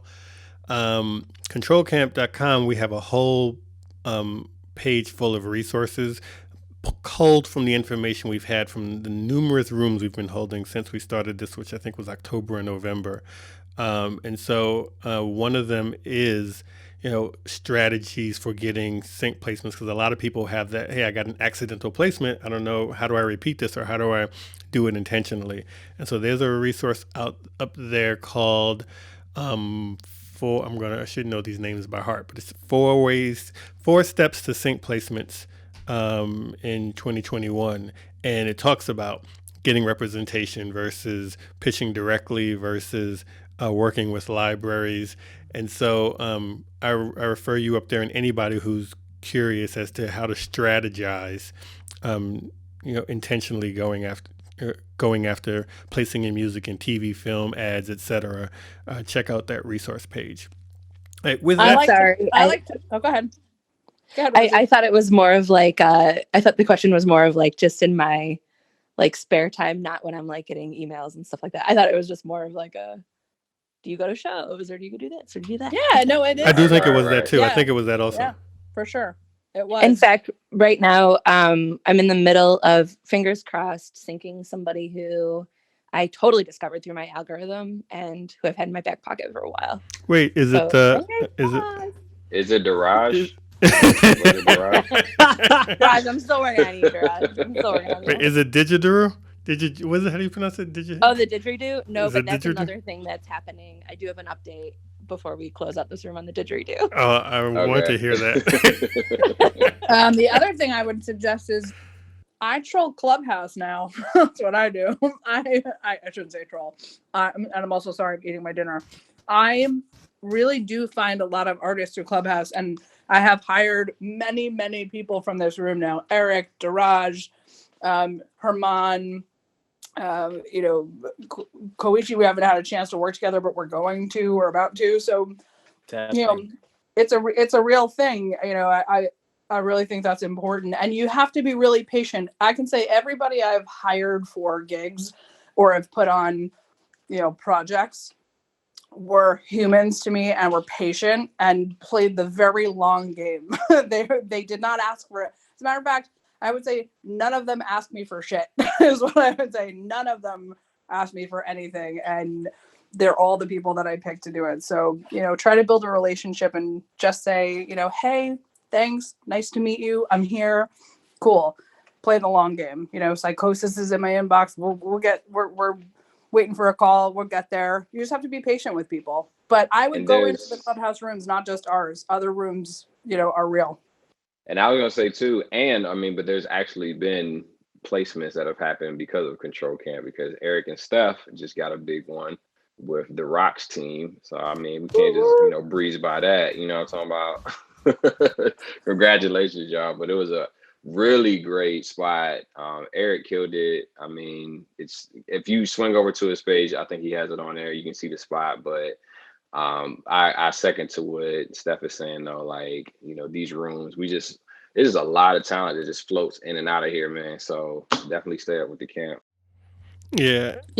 Herman just won a huge Nickelodeon gig for us too, an entire theme song for a show in Europe, or actually worldwide. It's basically everywhere but here. So it's a real thing. That's so awesome. Congrats. I don't know if Herman's in the audience. I'm looking to see if he's down there. But congrats to him. Maybe he'll come through the after party. And just talking just before we wrap up, just to talk about how we move. Like Deraj and I, like we practice what we preach in terms of this. Like, we've been doing this room since November. We have supervisors and heads of every agency coming through every week. I can probably count on one hand the number of people, and I'm talking to people, thanking them to come for the room, but I can probably count on one hand the number of people I've actually said, "Hey, will you check out my music?" Like, I just make friends with people, and and I thank them for coming to the room. I invite them to come back next time. We have regular conversations, and some people, if they need music, they'll hit me up and say, "Hey, do you have this? Do you have that?" But I don't think I've pitched myself to almost anybody who's been on the stage. This is not how I do, and I'm fine with that. So Yeah. And not to say don't pitch, but it's just we just had the strategy of like we're just trying to add more value than what we're trying to get from people. So like Eric, I second what he's saying. Like I don't think I've done any real pitching to anybody we've brought through, but case in point, there has been opportunities where Steff has reached out, for me to work on, numerous spots. So again, just being human, like I probably have just more organic conversations with people like from our rooms than actually like talking or trying to pitch music or anything like that. But we do advocate pitch, because I do pitch my music, but you just kind of got to read a room and invest in a relationship first before anything, I think, is a takeaway.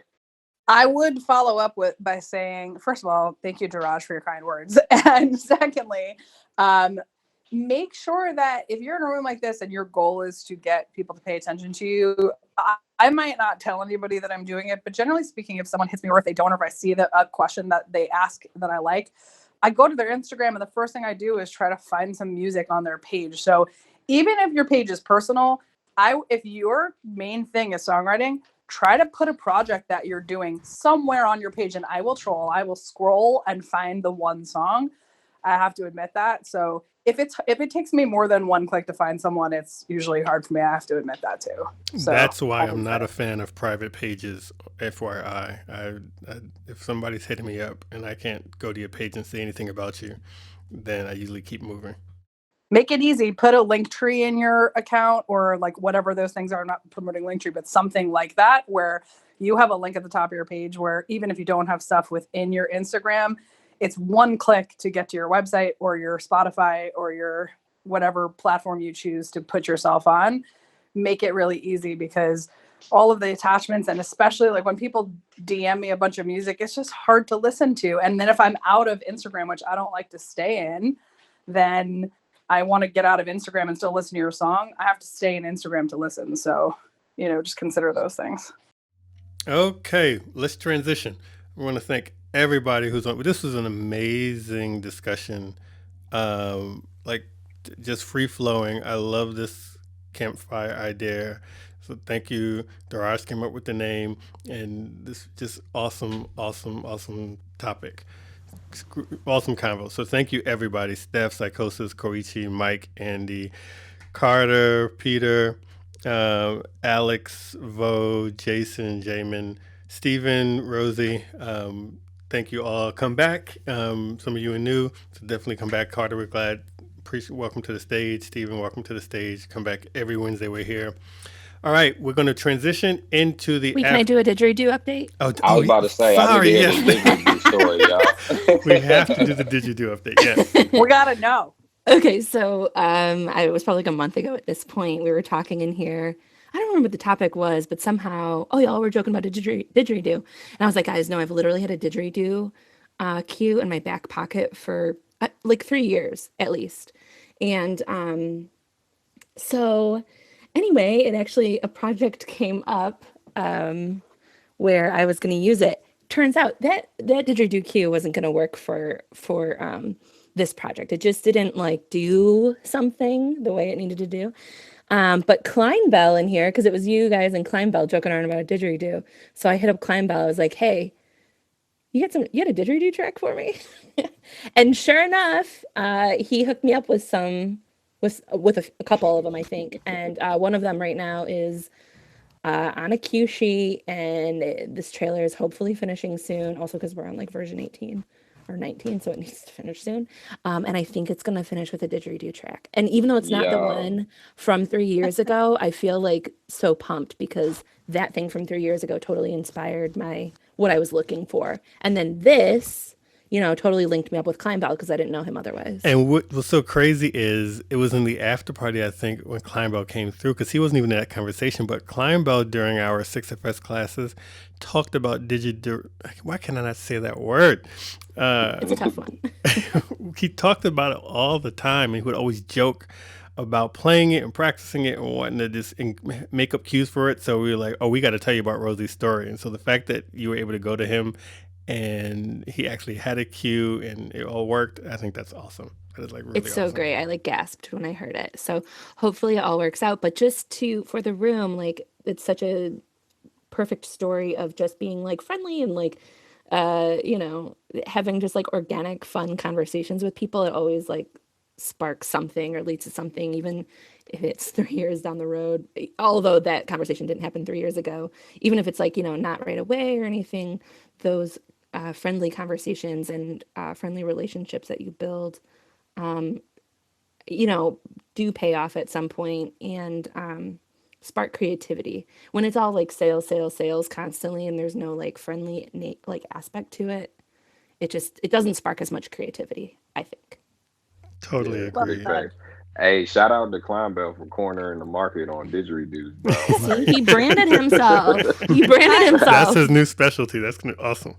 I think I can speak for the whole room when I say that we're just waiting with bated breath to see the trailer that features the didgeridoo. Yeah. Like, whatever they trailer get killed now. I hope they're not like change the music tomorrow. Oh my god, I would be so upset. All right, y'all, it's time for the after party. Any last words, Deraj? Nah, let's go to the after party. We love y'all. We're gonna keep the party going. All right. Well, thank you, everyone. If you're not able to make it, we appreciate you coming through, and we'll see you next time. And whoever can hang, come see us at the after party.